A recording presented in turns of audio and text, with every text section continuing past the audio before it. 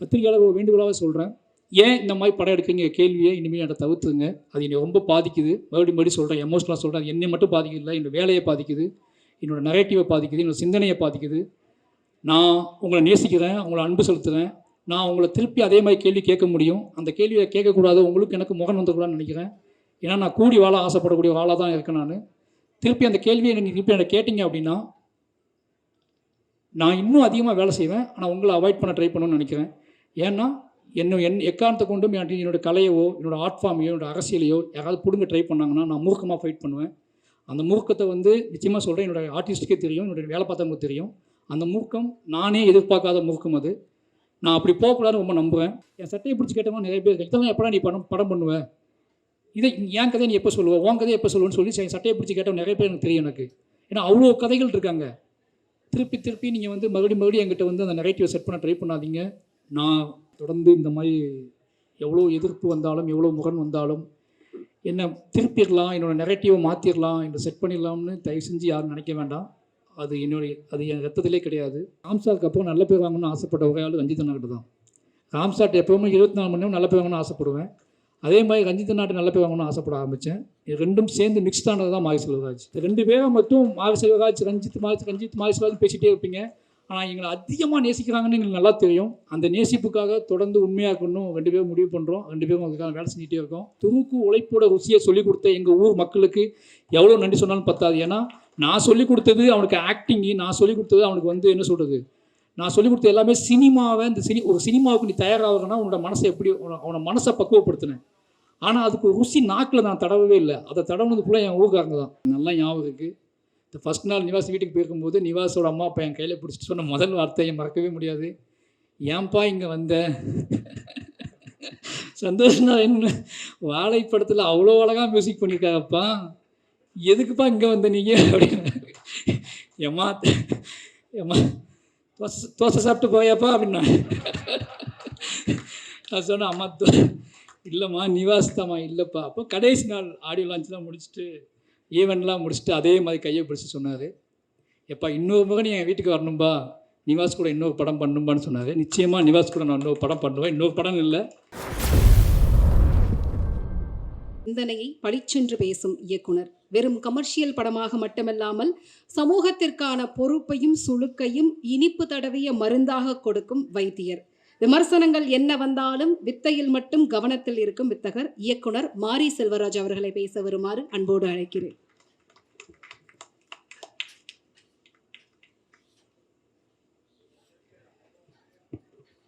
எல்லாருக்கும் வணக்கம். நிறைய பேசியாச்சு நினைக்கிறேன். ரொம்ப முதல்ல பத்திரிகையாளர்களுக்கு ரொம்ப நன்றி. மீடியா மக்கள் எல்லாருமே என் மேலே ஒரு நம்பிக்கை வச்சுருந்தாங்க. எப்போவுமே நான் படம் எப்படி சொல்கிறது, என்னோடய ப்ரொடியூசர்ஸ் தான் முதல்ல காட்டுவேன். என்னோடய எல்லா படங்களுக்குமே அப்படி ப்ரொடியூசர்ஸ்ட்டை காமிச்சதுக்கப்புறம் அவங்க பெரிய நம்பிக்கையோடு இருப்பாங்க. அதுக்கப்புறம் நான் பயப்படுறவங்க ஒருத்தங்க ப்ரெஸ்ஸு. ஏன்னா ஒரு சமூகம் சார்ந்த படங்கள் எடுக்கும்போது பத்திரிகையாளர் சப்போர்ட் ரொம்ப முக்கியம். பத்திரிகையாளர்கள் திட்டி ஓடின படங்கள் இங்கே இருக்குது. பத்திரிகையாளர்கள் இதெல்லாம் படமானு கேட்டு மக்களுக்கு உண்டான படங்கள் இருக்குது. ஆனால் சமூகம் சார்ந்து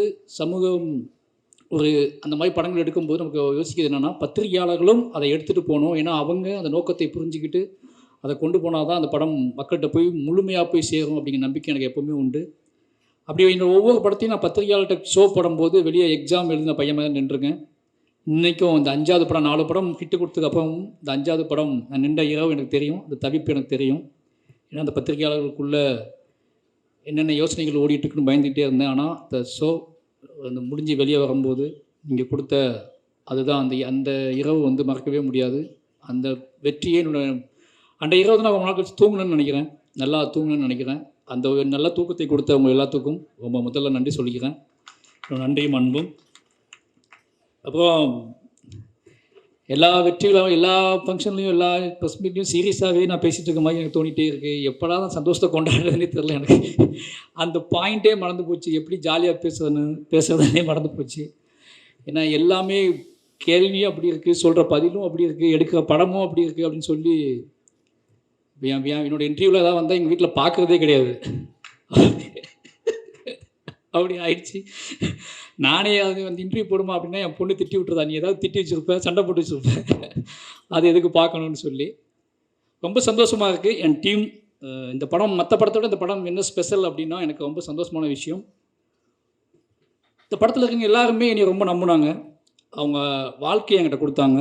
அது துருவா இருக்கட்டும், நிவாஸாக இருக்கட்டும், எழிலா இருக்கட்டும், சக்தியாக இருக்கட்டும், என்னோடய ஆர்ட் டைரக்டராக இருக்கட்டும், என்னோட நடிகர்கள் ரஜிஷாவாக இருக்கட்டும், இவங்க எல்லாருமே பொதுவாக என்ன அப்படின்னா எனக்கு ஒரு பெரிய ப்ரெஷரே இந்த படத்தை எப்படி எடுக்க போகிறோம், ஸ்கிரிப்ட் எப்படி அப்படிலாம் பயமே எனக்கு இல்லை. ஒருத்தர் பிளாங்காக நம்பி ஒரு டைரக்டரை நம்பி நம்ம ஒப்படைக்கணும் வராங்கல்ல, இது வந்து ஸ்பாட்டில் இருந்துக்கிட்டே இருக்கும். நம்ம ஏதோ முக்கியமான வெற்றி படத்தில் நடிச்சிட்டு இருக்கோம்னா டெய்லி ஸ்பாட்டில் எல்லா ஃபேஸ்லேயும் அது இருக்கும். அதை பார்க்கும்போது நமக்கே பயமாக இருக்கும். இந்த ப்ரொடியூசரை பார்க்கும்போது கூட பயம் வராது, என்னோட நடிகர்களை பார்க்கும்போது பயமாக இருக்கும். அவங்க உறுதியாக நம்புவாங்க இந்த படம் நல்ல படம், அந்த படம் ஹிட்டு அப்படின்னு நினச்சிட்டு ஃபஸ்ட் நாள் ஷூட்லேருந்து நம்பிட்டு நம்ம கூடவே சுற்றிட்டு இருப்பாங்க. நமக்கு தான் தெரியும், டே இது எவ்வளோ கஷ்டம், இது நல்லா வந்தால் தாண்டா அந்த படம் நல்லா வரும், நீ நம்புறதுனால படம் நல்லா வந்துடாது, நீ நம்பி உழைச்சாதான் நல்லா வரும்னு சொல்லி நிறைய சண்டை போட்டு தான் வேலைகள்லாம் வாங்கியிருக்கோம். அதில் முக்கியமாக சொல்லணும்னா துருவோட முதல்லேருந்து அங்கேருந்து ஆரம்பிக்கலாம்னு நினைக்கிறேன். ஏன்னா துரு வந்து ஒன்றே தான் நான் சொன்ன துருவிட்ட, நான் இந்த படத்தை பண்ணக்கூடாது, அப்படி இந்த படம் வந்து இந்த கதையை பண்ணக்கூடாதுன்னு நான் முடிவாக இருந்தேன். மோஸ்ட்டு ரஞ்சித் நாடு கூட சொன்னேன், நான் இந்த படம் பண்ண வேண்டாம்னா ரொம்ப கஷ்டமாக இருக்கும் அப்படின்னு சொல்லி. நிறைய உழைப்பை கேட்கும் போல இருக்குது. கூட இருக்கவங்கலாம் நம்ம எப்படி வேலை வாங்க போகணும்னு தெரில.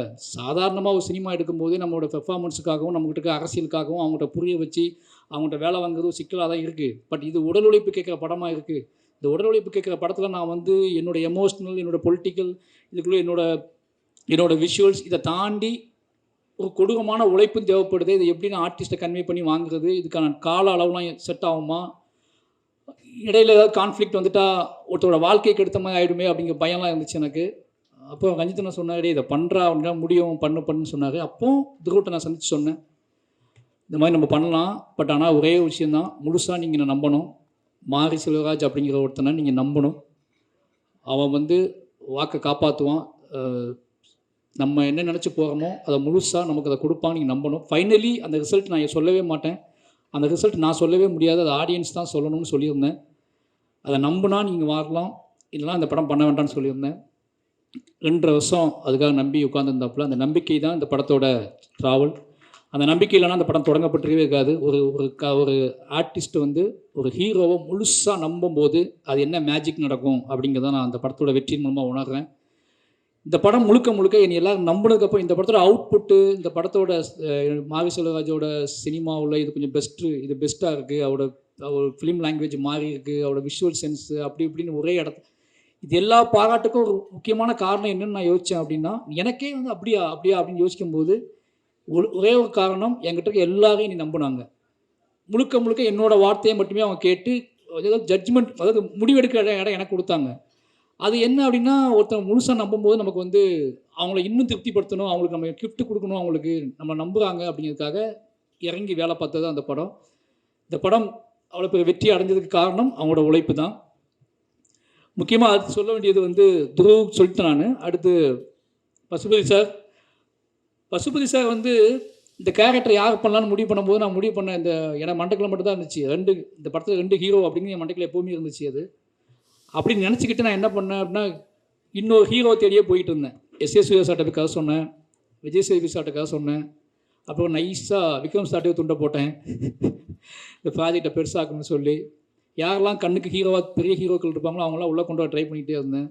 ஏன்னா அந்த அப்பா வந்து ஹீரோவாகவே எனக்கு தெரிஞ்சிகிட்டே இருந்தார். அதுக்கப்புறம் தான் யோசித்தேன், நான் வந்து நம்ம ஏன் வந்து ஒரு ஹீரோவை தேடிக்கிட்டே இருக்கோம், ஹீரோவை உருவாக்குற வாழை தானே தேடணும் அப்படின்னு சொல்லி கன்ஃபியூஸ் ஆகிக்கிட்டே இருந்துச்சு எனக்கு. ஏன்னா சரியான ரெஸ்பான்ஸ் கிடைக்கல எனக்கு. அப்போ தான் நான் வந்து பசுபதி சார் முடிவு பண்ணேன். பசுபதி சார்கிட்ட போய் கதை சொல்ல ஆரம்பிச்சதுக்கப்புறம் பசுபதி சார், ஏன்னா இந்த கதையை சொல்லும் போதே இந்த கதையை முடித்த உடனே நான் பண்ணுற மாதிரின்னு சொல்கிறேன் அந்த பாயிண்டில் வந்து, அதுக்கப்புறம் நீ நம்பினது, நீ ரெடி பண்ணது என் ஸ்பாட்டுக்கு வந்தது. எனக்கு ஒரு பயம் வந்துகிட்டே இருந்துச்சு. ஏன்னா பசுபதி சார், அமீர் சார்லாம் நான் வந்து இப்போ தான் ஃபஸ்ட் டைமாக ஒர்க் பண்ணுறேன் அப்படின்னால இவங்களாம் சீனியர் ஆர்டிஸ்ட்டு. இந்த சீனியர் ஆர்டிஸ்ட்டை வேலை பார்க்கும்போது நான் வந்து என்னோடய ஸ்பாட்டில் வந்து எல்லாத்தையும் மறந்துடுவேன் மீன்ஸ் நான் என்ன வாக்குங்கிறதே மறந்துடுவேன். அப்போ அவங்க என்ன நினைப்பாங்க, நம்மளை தப்பாக நினைப்பாங்களா, என்ன இவன் ஓவராக பண்ணுறான், இவ்வளோ வேலை பார்க்குறான், இப்படி பண்ணுறான் அப்படி பண்ணுறான் யோசிச்சுப்பாங்கன்னு பயந்துக்கிட்டே இருந்தேன். ஆனால் ஒரு கட்டத்துக்கு அப்புறம் தான் தெரிஞ்சு இவங்க எல்லாமே என்னோடய உழைப்பை ரசிச்சிருக்காங்கன்னு சொல்லி, என்னோட உழைப்பை சைக்கோத்தனம்னு சொல்லி கிளம்பி போனவங்க நிறைய பேர் இருக்காங்க, என்னை விட்டுட்டு போனவங்க நிறைய பேர் இருக்காங்க. ஏன்னா உழைப்பு ஜெயிச்சாதான் அதுக்கு வேல்யூ. உழைப்பு தோத்துருச்சு அப்படின்னா அது சைக்கோன்றுவாங்க. என்னோடய ஃபஸ்ட்டு படத்துலேருந்து நடந்துகிட்டே இருக்குது எனக்கு. பட் என்னோடய உழைப்பை வந்து முதல்ல ரசித்தவங்க என்னோடய seniors Ameer sir, Lal sir, Pasupathi sir. இவங்க 3 பேருமே அவ்வளோ சுதந்திரமாக என்னை பார்த்துக்கிட்டே இருந்தாங்க. நான் என்ன இழுத்தாலும், நான் என்ன சொன்னாலும், இந்த லாஸ்ட்டு சீன் எடுத்துகிட்டு இருக்கும்போதெல்லாம் பசுபதி சாருக்கு காய்ச்சல் நினைக்கிறேன். என்ன சார், அந்த வயக்காட்டில் இறங்கி அந்த நல்ல சென்னையில் மழைக்காலம், அது மழை பெஞ்சிக்கிட்டே இருக்குது, இடையில எடுக்கிறோம், நடுங்கிக்கிட்டே இருந்தார். நான் நிறைய டேக் போனேன், சார்ட்டை வந்து மாற்றி மாற்றி எடுத்தேன். அவர் அன்றைக்கி அது ஷூட் முடிச்சுட்டு நேராக ஹாஸ்பிட்டலில் தான் போய் அட்மிட் ஆனார். சாரி சார், அன்றைக்கி நான் உங்களோட சாரியும் கேட்கல, ஒன்றும் கேட்கல. அது எனக்கு தெரியல, அன்றைக்கி முடிச்சு ஆகணும்னு சொல்லி பண்ணேன். நீங்கள் என்னை பொறுத்துக்கிட்டு இந்த ஃபுல்லாக பண்ணி கொடுத்தீங்க, ரொம்ப நன்றி. அமீர் சார் ராட்சசன் நினைப்பேன் நான் எப்போவுமே. அவரை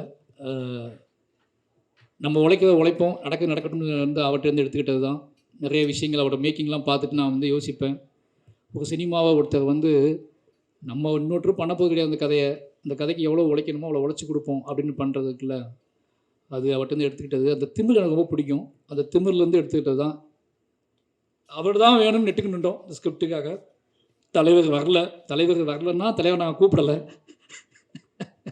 அதித்தி சொல்லிச்சில்ல, அதித்தி நிறைய சிக்கல்கள் இருந்துச்சு. அப்போ என்ன சொல்கிறது, அமீர் சார் வேறு உள்ளே வரமாட்டாங்கன்னு பயமாக இருந்துச்சு எனக்கு. அது காரணம் அமீர் சார் சுற்றி நிறைய பிரச்சனைகள் நடந்துட்டு இருந்துச்சு. இந்த பிரச்சனைகளோடு அவர் எப்படி ஸ்பாட்டுக்கு வருவார், ஃபாலோ ஆவார்னு டவுட் இருந்துச்சு. நான் உறுதியாக நம்பினேன். நம்ம நம்புகிற ஆர்ட் ஃபார்ம், அந்த சும்மா ஒரு கிரிஞ்சி டைலாக் தான், நம்ம நம்ப ஆர்ட் ஃபார்ம் ஒன் பண்ணால் அந்த ஆர்ட் ஃபார்மே அவங்கள கூட்டிகிட்டு வரண்டா அப்படின்னு சொல்லி எல்லா இடத்துலையும் க்ரீன் மேட் வைங்கடா அப்படின்னு சொல்லி 60 நாளும் க்ரீன் மேட்லேயே ஷூட் பண்ணிகிட்ருக்கோம். அந்த க்ரீன் மேட்டில் யார் வரான்னு கேட்டுகிட்டே இருக்காங்க. அதை சொல்கிறதுக்கும் பயமாக இருக்குது, அமீர் சார் வரான்னு சொல்கிறதுக்கும். அதுக்கப்புறம் கடைசியாக தகவல் கிடச்சிச்சு, அமீர் சார் வரப்போறாருன்னு சொல்லி அப்ளாஸும் நீலம் ஸ்டுடியோஸும் முடிவு பண்ணி சரி கொடுக்குறோம் வாங்கிக்கோ அப்படின்னு சொல்லி கொடுத்தாங்க. அமீர் சார் வந்தார். அந்த படத்தோட ஆன்மா உள்ளே வந்த மாதிரி எனக்கு ஒரு ஃபீல் இருந்துச்சு. ஏன்னா எனக்கு தெரியும் இந்த அமீர் சார் ஏன் இவ்வளோ அமீர் சார் பற்றி நான் பேசணும்னு தெரியும். அது ஒரு பர்சனல் கனெக்ட் இருக்குது. அந்த கேரக்டர் அமீர் சார் உள்ளே வந்ததுக்கப்புறம் தான் நான் இந்த படத்தோட வேகம், இந்த படத்தை எடுக்கிறதுக்கான நோக்கமும் எனக்கு முழுசாக நிறைவடைஞ்ச மாதிரி தோணுச்சு. ரொம்ப நன்றி சார். அதை புரிஞ்சுக்கிட்டு நீங்கள் என்னோட எமோஷனலை புரிஞ்சுக்கிட்டு நடிச்சிங்க. எமோஷ்னல்னால் ஒரு டயட்டோட எமோஷனல் மட்டும் இல்லை, பொதுவாகவே மாரி செல்வராஜுங்கிறவன் இந்த படம் ஏன் எடுக்கிறான் அப்படிங்கிறத தெரிஞ்சுக்கிட்டு, இந்த கேரக்டர் நம்மளை ஏன் சூஸ் பண்ணான், இந்த கேரக்டர் அவன் எவ்வளோ நேசிக்கிறான், இதெல்லாம் தெரிஞ்சுக்கிட்டு அதை பண்ணார். அதனால தான் அந்த அவுட்புட் கிடச்சிச்சு. அந்த பாம் ஷாட் கூட சொன்னாங்கல்ல, அது எல்லாம் என்கிட்ட கேட்டாங்க, அது என்ன எப்படி நடித்தாருன்னு கேட்டாங்க. நான் சொன்னேன் அது அமீர் சார் தான் நடித்தார் அப்படின்னு சொல்லி. அது அங்கே தான் அப்படியே தான் எடுத்தோம். எனக்கு பயமாக தான் இருந்துச்சு. ஓகேவா சார் நான் கேட்டேன். ஓகே நீ எடு அப்படின்னு எடுத்தோம். இது வரைக்கும் எங்கிட்ட வந்து அன்கம்ஃபர்டபுளாக எனக்கு பேசவே இல்லை. இப்போ வரைக்கும் நீ ரசிக்கிறாரு, நீ கொண்டாடுறாரு. ரொம்ப நன்றி சார். அப்புறம் வந்து லால் சார், இந்த 3 பேர் முக்கியமானவங்க. Pasupathi sir, Lal sir, Ameer sir 3 பேர் முக்கியமானவங்க.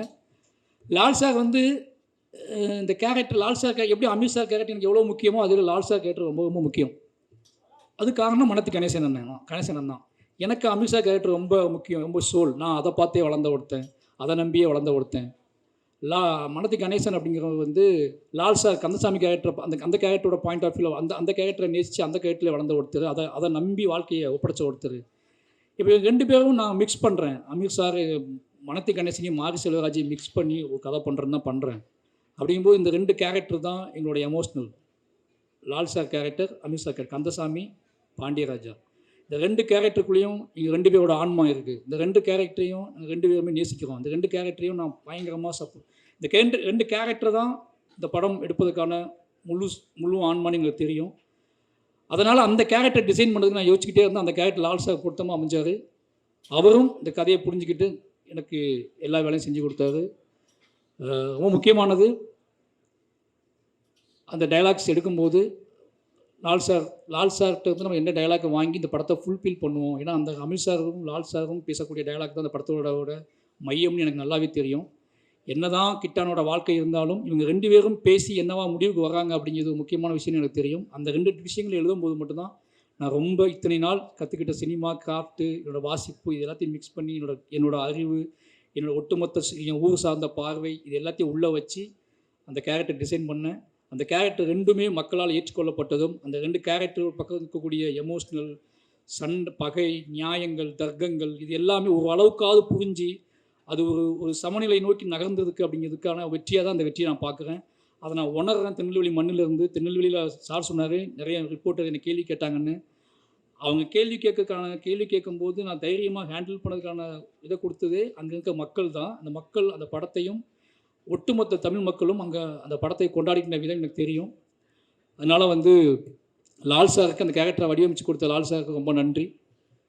அப்புறம் இவங்க 3 பேர் முடிஞ்சிட்டாங்க. அப்போ ரஜிஷா சொல்லணும். ரஜிஷா வந்து இந்த கேரக்டர் வந்து நிறைய பேர்ட்ட நான் சொன்னேன், தமிழ் நடிகர்கள்ட்ட நிறைய பேர்ட்ட சொன்னேன். அதை வந்து அக்கா அப்படின்னால யாரும் பண்ணலன்ட்டாங்க. பண்ணுறேன்னு சொல்லிக்கலாம் வந்து கடைசி நாளில் பண்ணலன்ட்டாங்க. எனக்கு ரொம்ப கஷ்டமாக இருந்துச்சு. என்னடா இதுதான் இந்த படத்தில் முக்கியமான விஷயமா இருக்குது, இவ்வளோ ஸ்பேஸ் இருக்குது இந்த படத்துக்கு அப்படின்லாம் சொல்கிறோம். எவ்வளவோ சொல்கிறேன், நான் புரிய வைக்க ட்ரை பண்ணுறேன் நிறைய ஆர்டிஸ்ட்டை. மாரி செல்வராஜ் படம் ஓகே, பட் ஆனால் அக்காலாம் நடிக்க முடியாதுன்னு சொல்லிட்டு நிறைய பேர் சொல்லிட்டாங்க. ரொம்ப எமோஷ்னலாக இருந்துச்சு எனக்கு. அது ரொம்ப கஷ்டமாக இருந்துச்சு. ஏன்னா ஒரு கேரக்டர் கதாநாயகன் கூட காதலிச்சா மட்டும்தான் அது கதைக்கு சம்மந்தப்பட்ட கேரக்டர் நம்பக்கூடிய சூழலும் இருக்குமே அப்படின்னு எப்படி புரிய வைக்கவே தெரியல. ஏன்னா வாழையில் அம்மா தான் கதாநாயகின்னு நான் நம்பிட்டு இருக்கேன். அதே மாதிரி என்னோடய ஒவ்வொரு படத்துலையும் ஒரு சினிமா நம்ம பார்க்குறோம். அந்த படம் பார்க்கும்போது முடிச்சுட்டு வெளியே போகும்போது ஒவ்வொரு பார்வையாளனுக்கும் எந்த கதாபாத்திரத்தை வீட்டுக்கு கூட்டிகிட்டு போகிறானோ அந்த கதாபாத்திரம் தான் அந்த பார்வையாளனுக்கு அந்த கதையின் நாயகனோ நாயகியோ அப்படி தான் நான் நம்பி படம் எடுப்பேன். பட் இந்த கேரக்டர் யாரும் பண்ண மாட்டேன்னு சொன்ன உடனே எனக்கு கொஞ்சம் கஷ்டமாக தான் இருந்துச்சு. அப்போ தான் ரிஷாவுக்கு ஃபோன் பண்ணேன். ரிஷா ஃபோன் அடிச்சுட்டு எனக்கு இந்த படம் பண்ணணும்னு சொன்னேன். அக்கான்னு சொன்ன உடனே அவங்க ஒன்றும் யோசிக்கலை, நான் பண்ணுறேன்னு வந்து பண்ணாங்க. நிறைய உழைப்பு போட்டிருக்காங்க அவங்க இந்த படத்தில், எனக்கு நல்லா தெரியும்.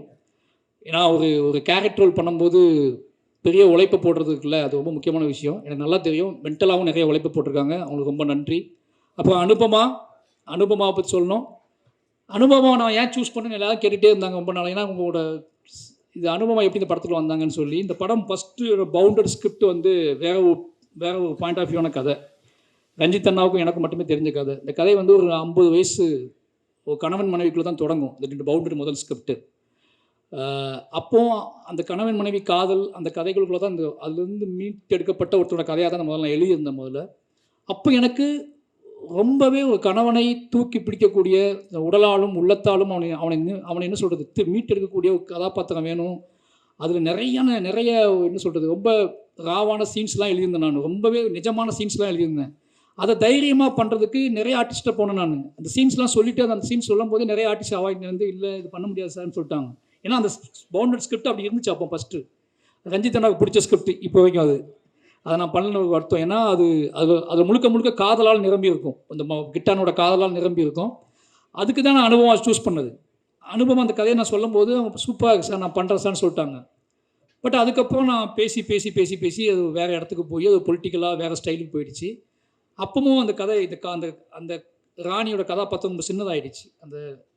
ஆனாலும் நான் மறுபடியும் அனுபவமாட்ட சொன்னேன், இது பழைய மாதிரி இல்லை, ஆனால் இப்போ வேறு மாதிரி ஆயிடுச்சு, ஆனால் நீங்கள் பண்ணால் பெட்டராகுன்னு தோணுது அப்படின்னு. அதுவும் நம்பி எனக்கு பண்ணி கொடுத்தாங்க. அனுபவமா உங்களோட உழைப்புக்கும் அந்த நம்பிக்கைக்கும் ரொம்ப நன்றி. அடுத்து மதன் வந்து கிட்டத்தட்ட என்ன சொல்கிறது, மதன் எப்போ வேணாலும் கூப்பிட்டு எந்த கேரக்டர் வேணாலும் கூப்பிட்டு நடிக்க வைக்கலாம். அது எனக்கு நல்லா தெரியும். நான் வந்து யோசிக்கவே மாட்டேன், மதனை கூப்பிடுங்கடான்னு சொல்லுவேன். மதன் வருவார், நடிப்பார், போயிடுவார். சின்ன கேரக்டரும் பண்ணியிருக்காரு, பெரிய கேரக்டரும் பண்ணியிருக்காரு. இதில் ஒரு முக்கியமான கேரக்டர் பண்ணார். சந்தோஷம். அவருக்கு இவ்வளோ விஷயம் ஏன்னா மதனுக்கு நான் அந்த கேரக்டர் கொடுத்ததுக்காக மதன் ஃபோன் பண்ணாரா இல்லையோ, சினிமாவிலேருந்து நிறைய பேர் ஃபோன் பண்ணி மதனுக்கு நீ இந்த கேரக்டர் கொடுத்ததுக்காக ரொம்ப நன்றி சொல்லிக்கன்னு சொல்லிட்டே இருந்தாங்க. எனக்கு அதான் அப்போ தான் ஆச்சரியமாக இருந்துச்சு. மதன் சினிமாவுக்குள்ளே எவ்வளோ பேர் சம்பாதிச்சிருக்காரு, எவ்வளோ நட்புகள் வச்சுருக்காரு அப்படின்னு சொல்லி நிறைய பேர் ஃபோன் பண்ணி தலைவா சூப்பர் தலைவா மதனுக்கு இந்த கேரக்டர் கொடுத்துருக்கீங்க அப்படின்னு சொல்லி ரொம்ப நன்றி மதன். அப்புறம் பிரபஞ்சன் அப்படி சொல்லணும். முதல்ல இந்த இடத்துல முக்கியமான விஷயம் சொல்லணும்னு நினச்சிருக்கேன். இதில் வந்து இந்த படத்தில் முக்கியமாக நன்றி சொல்ல வேண்டியது கலையரசனுக்கும் ஹரிக்கும் சொல்லணும்னு நினைக்கிறேன். ஏன்னா அந்த படத்தில் கலையரசன் வந்து துருவ கூட ஒரு 20 நாள் ட்ரைனிங் வந்தார். ஹரியும் இந்த மாதிரி 20 நாள் ட்ரைனிங் வந்தார். 2 கேரக்டரு. நான் எப்படி துருவை கஷ்டப்படுத்தினோ அதே மாதிரி அவங்க 2 பேர்த்தையும் கஷ்டப்படுத்தினேன். ஆனால் எதிர்பார்த்த விதமாக ஹரிக்கு வந்து காலில் அடிபட்டுடுச்சு, திருப்பி ரன் பண்ண முடியல. அந்த ஹரி பண்ண வேண்டிய கேரக்டர் தான் என்னோடய அண்ணன் கண்ணன் பண்ணார். அந்த அனுபமாவோட அண்ணன் பண்ண கேரக்டர் ஹரி பண்ணிக்கிட்டு இந்த 4 நாள் ஷூட் பண்ணேன். இந்த 4 நாள் ஷூட்டிங்கில் அவருக்கு அடிபட்டுடுச்சு. திருப்பி அவருக்காக தான் வெயிட் பண்ணோம், ஆனால் அது சரி பண்ண முடியல. ஹரிக்கு ரொம்ப நன்றி. ஏன்னா எனக்கு தெரியும் இப்போ உங்களுக்கு இந்த கேரக்டர் மிஸ் ஆனதில் ஒரு ஃபீல் இருக்கலாம், அதுக்காக மன்னிப்பு கேட்டுக்கிறேன். பட் ஹரிக்கு ரொம்ப நன்றி. அதேமாதிரி கலையரசன் தான் பிரபஞ்சன் கேரக்டருக்காக சூஸ் பண்ண ஒரு கிட்டத்தட்ட 20 நாள் ட்ரைனிங் கொடுத்துட்டு இருந்தேன். அவருக்கும் இதே மாதிரி தான் அடிபட்டுடுச்சு. அப்போ இவங்க எல்லா கேரியரும் நம்ம காலி பண்ணுறோமோன்னு தோண ஆரம்பிச்சிச்சு எனக்கு. ஏன்னா எல்லாத்துக்கும் அடிபடுது, அடுத்து மூவ் ஆக மாட்டேங்குதுன்னு சொல்லிட்டு பயத்தில் தான் நான் வந்து யாருக்கெல்லாம் அடிபட்டால் ஒன்றும் செய்யாதோ அந்த மாதிரி ஆளெல்லாம் கூப்பிடலான்னு முடிவு பண்ணி பிரபஞ்சன் கபடி பிளேயர்லாம் கூப்பிடலான்னு சொல்லி எல்லா கபடி பிளேயரையும் கூப்பிட ஆரம்பித்தோம். கலையரசனுக்கு ரொம்ப நன்றி. ஏன்னா இந்த வெற்றியில் உனக்கும் பங்கு இருக்குது, ரொம்ப ரொம்ப நன்றி. பிரபஞ்சன் கலைக்கு பதிலாக வந்தவர் தான் பிரபஞ்சன் நான் வந்து முதல்ல சொன்னது கலை போயிட்டான், அப்போ நம்ம என்ன பண்ணோம் அப்படின்னா இதுக்கப்புறம் எவ்வளோ அடி விழுந்தாலும் தாங்கக்கூடிய உடம்போட அது புரிஞ்சுக்கிட்ட ஆள் வேணும். அதனால் கபடி விளையாடுற ஒருத்தர் கூப்பிட்டு வாங்கன்னு சொல்லி பிரபஞ்சனை கூப்பிட்டோம். பிரபஞ்சனுக்கு நடிப்பு சொல்லிக் கொடுத்தோம். நடிப்பு சொல்லிக் கொடுக்க வேண்டிய அவசியமே இல்லை. ஏன்னா பிரபஞ்சன்கிட்ட ஒரு இயல்பு இருந்துச்சு, அந்த இயல்புக்குள்ளே ஒரு புரிதல் இருந்துச்சு, அந்த புரிதலுக்குள்ளே ஒரு நம்பிக்கை இருந்துச்சு. அந்த நம்பிக்கையின் அடிப்படையில் கூட ட்ராவல் பண்ணார். ஒரு 3-4 நாள் தான் ஒரு ட்ரைனிங் கிளாஸ் போயிருப்பார். ரொம்ப ஈஸியாக பண்ணி கொடுத்தாரு அந்த பிரபஞ்சன் வந்ததுக்கப்புறம் துருவுக்கு அது பயங்கர சப்போர்ட் ஆகிடுச்சு. பிரபஞ்சன் எனக்கு தெரில என்னோடய ஆர்டிஸ்ட்டாக தொடங்குவார்னு நினைக்கிறேன். நன்றி, வாழ்த்துக்கள் பிரபஞ்சன். அப்போது இப்படி எல்லா நிறைய நடிகர்கள் எங்கள் ஊருக்கார்கள், அப்புறம் வள்ளிநாயகம் சொல்லலாம் கோச்சுக்குவார் தலைவர், ஓகேங்களா. அவன் வேறு ஒரு படையை வச்சுருக்கான். அந்த படை வந்து கமெண்ட்டில் நம்மளை வந்து சாவடிக்குது. நீங்கள் எங்கள் அண்ணனுக்கு அது கொடுக்கல, எங்கள் அண்ணனுக்கு இது கொடுக்கல. எல்லா நாளும் எங்கே போனாலும் இது அவன் தான் சொல்லி அனுப்புகிறானா இல்லை இது எங்கே நடக்குதுன்னே தெரியல. ஆனால் ரொம்ப என்ன சொல்கிறது, ரொம்ப மரியாதையான பையன் மாதிரி நின்றுக்குவான், அப்படி பாவமாக நின்றுக்குவான். எனக்கு என்னோடய பலம்னு சொல்லலாம் வள்ளி நாயகத்தை, கண்ணன் அண்ணனை, என் ஊர் மக்களை. ஏன் அப்படின்னா நான் படத்துக்கு போகும்போதே ஒருவேளை என் ஆர்டிஸ்ட்டுக்கு என்னோடய டீமுக்கு ஏதாவது பிரச்சனை ஆயிடுச்சுன்னா அவங்க டக்குன்னு உள்ளே கொண்டு வந்துடலான்னு சொல்லி எல்லாம் என்கிட்ட கேட்டாங்க. பழைய ஆர்டிஸ்ட்டே உங்களுக்கு இருக்காங்களே, அவங்க நிறைய பேர் உங்கள் ஊருக்காங்களே இருக்காங்கன்னு கேட்டாங்க. நான் பிளான் பண்ணிலாம் போக மாட்டேன், அவங்களாம் இருக்கவே கூடாதுன்னு தான் போவேன். ஏதாவது சிக்கலாகிடும், அப்போ அவங்களே உள்ளே வந்துடுவாங்க. அப்படி தான் வள்ளிநாயகம் உள்ளே வந்தாப்புல. வள்ளிநாயகம் எப்படி அமித்ஷார்கிட்ட வந்து மாஸ்டர் நிறைய அவார்டுகள் வாங்கினாரோ அது மாதிரி வள்ளிநாயகம் என்கிட்ட வந்து அதை பஸ்ஸின் எடுக்கும்போது நிறைய அவார்டுகள் வாங்கினார். அந்த விருதுகளை தான் அவங்க கொண்டு வந்துருக்குன்னு நினைக்கிறேன். அது அவனுக்கு தெரியும் அப்போ அவனுக்கு புரிஞ்சுக்கிட்டான் அந்த கேரக்டர் வந்து ரொம்ப ஸ்ட்ராங்கான கேரக்டர் அவனுக்கு தெரிஞ்சிருச்சு. அப்போ நான் அவனோட உழைப்புக்காக தான் நிறைய ஷாட் எடுக்க ஆரம்பித்தேன். அவனை ஃபஸ்ட்டு அந்த கேரக்டர் அப்படியே போயிடும். அப்போ தான் படம் எடிட் பண்ணி பார்க்கும்போது தான் இவனோட முகம் தேவைப்பட்டுகிட்டே இருந்துச்சு. எல்லா நாளும் ஷூட்லேயும் அவனுக்கு க்ளோஸ்அப் எடுத்துக்கிட்டே இருப்பேன், சும்மா கூப்பிட்டு அது மாதிரி அவனோட உழைப்பு பாராட்டப்படுறதில் கொண்டாடப்படுறதில் ரொம்ப சந்தோஷம் எனக்கு. என்னமோ நடிகனாக தான் தொடர்வான்னு தோணுது. ஏன்னு கேட்டிங்கன்னா அவன் எங்கள் பக்கமே வரமாட்டேன்றான். டைரக்ஷன் டிபார்ட்மெண்ட்டில் டிஸ்கஸ் பண்ணிகிட்டு இருப்போம், அவன் எங்கள் பக்கமே வரமாட்டான். அதாவது என் கூடவே இருக்கணும், அஸ்டினேட் வேலை பார்ப்பாரு, ஆனால் நடிகனாக தொடங்குவார். இப்படி இதுதான் இப்போ அவனோட பிளானாக இருக்குது. வாழ்த்துக்கள். யாரும் சொன்னாங்க என்கிட்ட, அதாவது டைரக்டர் தமிழ் இருக்கார்ல, அவர் மிஸ் பண்ணுற படங்கள்லாம் ஹீரோவுக்கு போகும், இல்லது அவர் என்ன சொல்கிறது, அவர் சினிமா விட்டார்னா ஹீரோ ஜெயிப்பார், இல்லை ஹீரோ சினிமாவுக்கு போயிட்டார்னா அவர் ஜெயிப்பார்னு ஏதோ பேசிகிட்டு இருந்தாங்க என்கிட்ட. அப்படி ஒரு முகமாக அவன் கிடச்சிருக்கான் அப்படிங்கிற ரொம்ப சந்தோஷம். அப்போ கண்ணன் எங்கள் அண்ணன், அவனும் ஒரு பெரிய உழைப்பை போட்டிருக்கான். அவனும் இந்த படத்தில் என்கிட்ட நிறைய அவார்டுகள் வாங்கியிருக்கான். ஏன்னா நான் அவார்டு கொடுக்க உடனே அவார்டு கொடுக்க முடிஞ்ச ஆட்கள் இவங்க தான். அது மட்டும் இல்லாமல் என்னோடய கபடி பிளேயர்ஸ், எங்கள் ஊருக்காரங்க எல்லாருமே இந்த அவங்க என்ன அது கபடி படமாக இருந்தாலும் சரி, அது வந்து சொல்கிறது காதல் படமாக இருந்தாலும் சரி, நம்மளை கூப்பிட்டா இப்படி தான் வேலை வாங்குவான்னு அவங்களுக்கு தெரியும். அதே மாதிரி வேலை வாங்கினேன், அவங்க எல்லாம் பண்ணி கொடுத்தாங்க. ஊர் மக்கள் அத்தனை பேருக்கும் என் லிஸ்ட்டு நிறைய இருக்குது, அது வேண்டாம்னு நினைக்கிறேன். தூத்துக்குடி மாவட்டத்தில் இருக்கிற, திருநெல்வேலி மாவட்டத்தில் இருக்கிற நிறைய கிராமங்கள்லேருந்து கபடி பசங்க வந்தாங்க, நிறைய பேர் நடித்தாங்க, நிறைய பேர் ராத்திரி பகலாக என் கூட ட்ராவல் ஆனாங்க. அத்தனை பேர்த்துக்குமே நன்றி. ஏன்னா இது அத்தனையும் செட் பண்ணது கணேசன் தான். இந்த படம் நடக்கிறதுக்கான காரணத்தில் நான் வந்து முழுசாக நம்பினது கணேசன் இருக்காருன்னு சொல்லிட்டு தான். கணேசனை வந்து முழுசாக இந்த பசங்களெல்லாம் செட் பண்ணி, அவங்கள நம்பி, அவங்களுக்கு க்ரௌண்ட் செட் பண்ணி எல்லா வேலையும் பார்த்து கொடுத்து, துருவ் வந்து அவங்களோட உழைப்பையும் அவங்களோட முழிப்பையும் பார்த்துட்டு தான் துருவுக்கு ஒரு நம்பிக்கையே வந்துச்சு. இவ்வளோ சின்ன வயசில் இவ்வளோ பசங்க இவ்வளோ வேகமாக வேலை செய்கிறானுங்க, விடிய முழிக்கிறானுங்க, கபடி விளையாடுறானுங்க, காலையில் சாதாரணமாக டயட்டுக்குள்ளே சுற்றிட்டு இருக்கானுங்க, மறுபடியும் எடுப்படி வேலையெல்லாம் பார்க்குறானுங்க, திருப்பி இப்போ கூப்பிட்டா ஸ்பாட்டில் போய் கபடி விளையாடுறானுங்க. இது எல்லாத்தையும் பார்த்து தான் துருவுக்கு உழைப்பினோட ருசி தட்டி இவ்வளோ உழைப்பில் இவ்வளோ ருசி இருக்கான்னு கண்டுபிடிச்சி அவன் பயங்கரமாக உழைக்க ஆரம்பித்தான். அந்த உழைப்போட வெற்றி தான் இந்த படத்துக்கூட மிகப்பெரிய பலமாக இருந்துச்சு. அவன் துருவுக்கு உழைப்போட ருசியை சொல்லிக் கொடுத்த எங்கள் ஊர் மக்களுக்கு எவ்வளோ நன்றி சொன்னாலும் பத்தாது. ஏன்னா நான் சொல்லிக் கொடுத்தது அவனுக்கு ஆக்டிங்கு, நான் சொல்லிக் கொடுத்தது அவனுக்கு வந்து என்ன சொல்கிறது, நான் சொல்லிக் கொடுத்த எல்லாமே சினிமாவை ஒரு சினிமாவுக்கு நீ தயாராகனா உன்னோட மனசை எப்படி அவனை மனசை பக்குவப்படுத்தினேன். ஆனால் அதுக்கு ருசி நாக்கில் நான் தடவவே இல்லை. அதை தடவுனது ஃபுல்லாக என் ஊருக்காரங்க தான். சுற்றி எல்லாம் டெய்லி உட்காந்து அவனுக்கு தடவை விட்டுட்டே இருந்தாங்க. அவனும் நாக்கை சொட்டாங்க போட்டு என்னை வந்துக்கிட்டே இருப்பான், சார் நான் அது பண்ணுறேன் சார் இது பண்ணுறேன் சார்னு சொல்லி. அந்த அவனுக்கு பெரிய பலத்தை கொடுத்த திருநெல்வேலி தூத்துக்குடி மாவட்டத்தில் இருக்க எல்லா கிராமத்து எல்லா கபடி பிளேயருக்கும் நன்றி. அதுக்கப்புறம் ஸ்டேட் பிளேயர்ஸ், கபடி பிளேயர்ஸ், அந்த பிரபஞ்சன் டீமு, நிறைய நேஷ்னல் பிளேயர்ஸ், இவங்க எல்லாத்துக்குமே ரொம்ப நன்றி. இவங்க எல்லாருமே என்னைய தெரியாத நேஷ்னல் கபடி பிளேயர் கூட ஸ்பாட்டில் இவன் தான் டைரக்டரு, இவன் வேலை பார்க்குறான், இவன் டைப்பாக தான் அலையான்னு சொல்லி என்னை நம்பி வெயிலில் கிரவுண்டில் விளாண்டு எனக்கு சப்போர்ட் பண்ணி கொடுத்தேன். ஏன்னா அவங்களாம் மேட்டில் ஆடுறவங்க, அவங்க வந்து வெறும் தரையில் விளையாண்டு பெரிய சப்போர்ட் பண்ணி கொடுத்தாங்க. எல்லாத்துக்குமே நன்றி. இந்த படத்தோட வெற்றியில் உங்கள் கண்ணுக்கு தெரியாத, உங்கள் கண்ணுக்கு தென்படாத எத்தனையோ பேர் இருக்காங்க. அவங்க அத்தனை பேர் உழைப்பு சொல்லி மாறாது. ஏன்னா எல்லாரும் சொல்கிறோம், நீங்கள் உங்களுக்கு துருவோட உழைப்பு தெரியும், என்னோடய உழைப்பு தெரியும், எங்கள் டீமோட உழைப்பு தெரியும். ஆனால் இது அத்தனையும் தாண்டி பெரிய உழைப்பை போட்டது கண்ணுக்கு தெரியாத நிறைய இளைஞர்கள் தான். நிறைய பேர் வேலை செஞ்சுருக்காங்க, ராத்திரி பகலாக வேலை செஞ்சுருக்காங்க. அவங்க அத்தனை பேர்த்துக்கும் எங்கள் டீம் சார்பாகவும், ரஞ்சித் அண்ணன் சார்பாகவும், நீலம் சுரேஷ் சார்பாகவும் நன்றி சொல்லிக்கிறேன். மொத்தமாக என் நடிகர் நன்றி சொல்லிட்டேன்னு நினைக்கிறேன். அப்போ ஹரிதா, நிறைய பேர் நடிச்சிருக்காங்க. இவங்க எல்லாருமே செல்வராஜ், அழகம்பெருமாள் சார் வந்து எப்படி சொல்கிறது, தம்பி ஒரு மெசேஜ் அனுப்புவாங்க தம்பின்னு சொல்லி, சார் வாங்க சார் ஷூட்டிங் ஸ்பாட் வாங்க சார், அவ்வளோதான். அப்படி தான் அந்த கேரக்டர் ஸ்டார்ட் ஆகும். இனி ரொம்ப நம்பக்கூடிய ஆள். அவரும் இந்த படத்தில் முக்கியமான கேரக்டர் பண்ணி கொடுத்து நல்லா பண்ணி கொடுத்தாரு. அழகம்பெருமாள் சாருக்கு நன்றி. இன்னொரு டீம் சொல்லி ஆகணும் இந்த இடத்துல. நடிகர்கள் எல்லாரும் சொல்லிட்டுன்னு நினைக்கிறேன், யாராவது மிஸ் பண்ணியிருந்தால் மன்னிச்சுக்கோங்க. சாண்டி மாஸ்டரா நடிகர் லிஸ்ட் யாராவது? சாண்டி மாஸ்டர் இந்த படத்தில் என்ன சொல்கிறது, ப்ரொமோஷனுக்கு மட்டும் கபடி டான்ஸ் எடுத்தோம். அதை போட்டு துருவ போட்டு வளைச்சி ஆட வச்சார். அவன் கபடியே பரவாயில்ல இதுக்கு அப்படின்னு சென்ஸுக்கு போயிட்டான். ஏன்னா ஷூட்டிங் முடிஞ்சுன்னு சொன்னால் ப்ரொமோஷன் ஷூட்டிங் தான் நாங்கள் அதிகமாக பண்ணோம். ஆனால் அந்த பாட்டெலாம், அந்த விஷுவல்ஸ் எல்லாம் ஒர்க் அவுட் ஆகிருக்கு, ஆடியன்ஸுக்கு பிடிச்சிருக்கு அப்படிங்கிற சந்தோஷம். சாண்டி மாஸ்டருக்கு ரொம்ப நன்றி. ஏன்னா அவர் ரொம்ப நம்புவார், அந்த விஷுவல்ஸ் கொண்டு வந்தார். ரொம்ப நன்றி. கடைசி என்னோடய டீம் நிவாஸ் பிரசன்னா,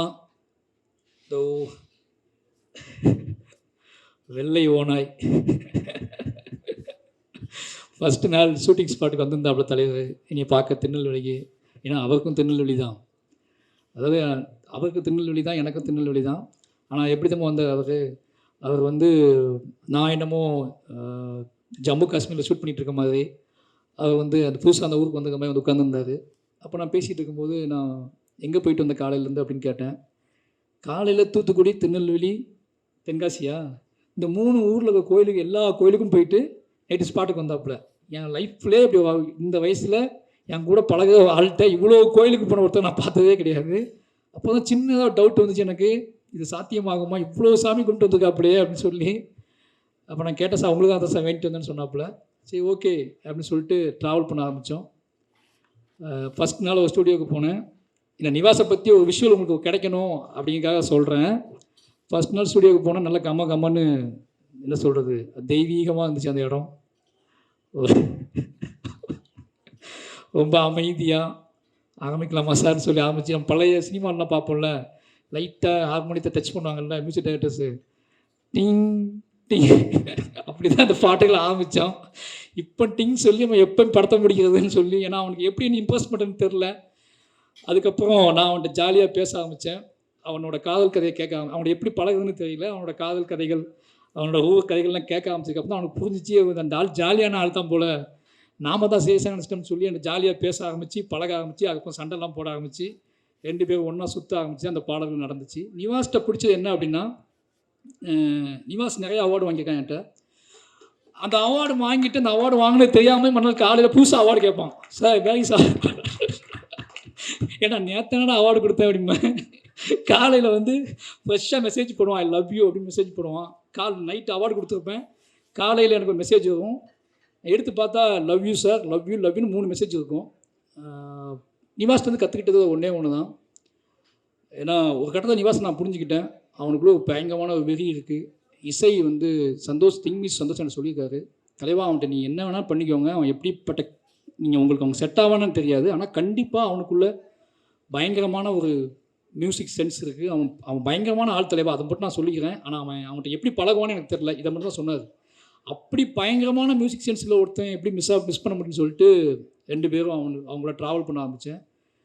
இந்த படத்தை இவ்வளோ குவாலிட்டியாக இவ்வளோ பெருசாக அவன் மாற்றுவான்னு நான் எதிர்பார்க்கவே இல்லை. ஆனால் முழுசாக என்னைய லவ் பண்ண ஆரம்பித்து, என்னோட ஆர்ட் ஃபார்முக்கு மரியாதை கொடுத்து, ராத்திரி பகலாக வேலை செஞ்சு, என்ன சொல்கிறது, எப்படியாவது என்னை கன்வின்ஸ் பண்ணி என்னைய வந்து அந்த ஐ லவ் யூ நான் திருப்பி அனுப்பணும் அப்படிங்கிறது. அவங்க 50 ஐ லவ் யூ அனுப்பியிருப்பா. நான் ஐ லவ் யூ இப்போ வரைக்கும் அனுப்பவே இல்லை. இப்போ சொல்கிறேன் நிவாஸ், ஐ லவ் யூ. ஓகேங்களா? நான் அனுப்பாமலே இருந்தேன். என் ஒய்ஃப் திட்டிக்கிட்டே இருக்கும், ஒரு மனுஷன் உன்னை நம்பி இவ்வளோ ஐ லவ் யூ அனுப்பி வைக்கிறான், நீ என்னன்னா ஓவராக பெரிய இவர் மாதிரி ஒன்றுமே அனுப்ப மாட்டேன். இதே வந்து சந்தோஷ் நாராயணனோ இல்லை வந்து ரகுமான் சாரோ அனுப்பியிருந்தா நீ இப்போ விட்டுருப்பியான்னு கேட்டேன். நான் சொன்னவர்கிட்ட, இல்லை அந்த ஐ லவ் யூ நான் திருப்பி அனுப்புனேன் அப்படின்னா திருப்பி அதுக்கப்புறம் அனுப்ப மாட்டான், அவன் அனுப்பிக்கிட்டே இருக்கட்டும்னு சொல்லி வச்சுருந்தேன். நிவாஸ் அவங்க அம்மா அப்பா, நிவாஸோட அம்மா அப்பா சொல்லி ஆகணும், எனக்கு நல்லா ஞாபகம் இருக்குது. இந்த ஃபஸ்ட் நாள் நிவாஸ் வீட்டுக்கு போயிருக்கும்போது நிவாஸோட அம்மா அப்பா என் கையில் பிடிச்சிட்டு சொன்ன முதல் வார்த்தையை மறக்கவே முடியாது. ஏன்பா இங்கே வந்த? சந்தோஷம்னா என்ன, வாழைப்படத்தில் அவ்வளோ அழகாக மியூசிக் பண்ணியிருக்காங்கப்பா, எதுக்குப்பா இங்கே வந்த நீங்கள் அப்படின்னு. ஏம்மா ஏம்மா தோசை சாப்பிட்டு போயாப்பா அப்படின்னா.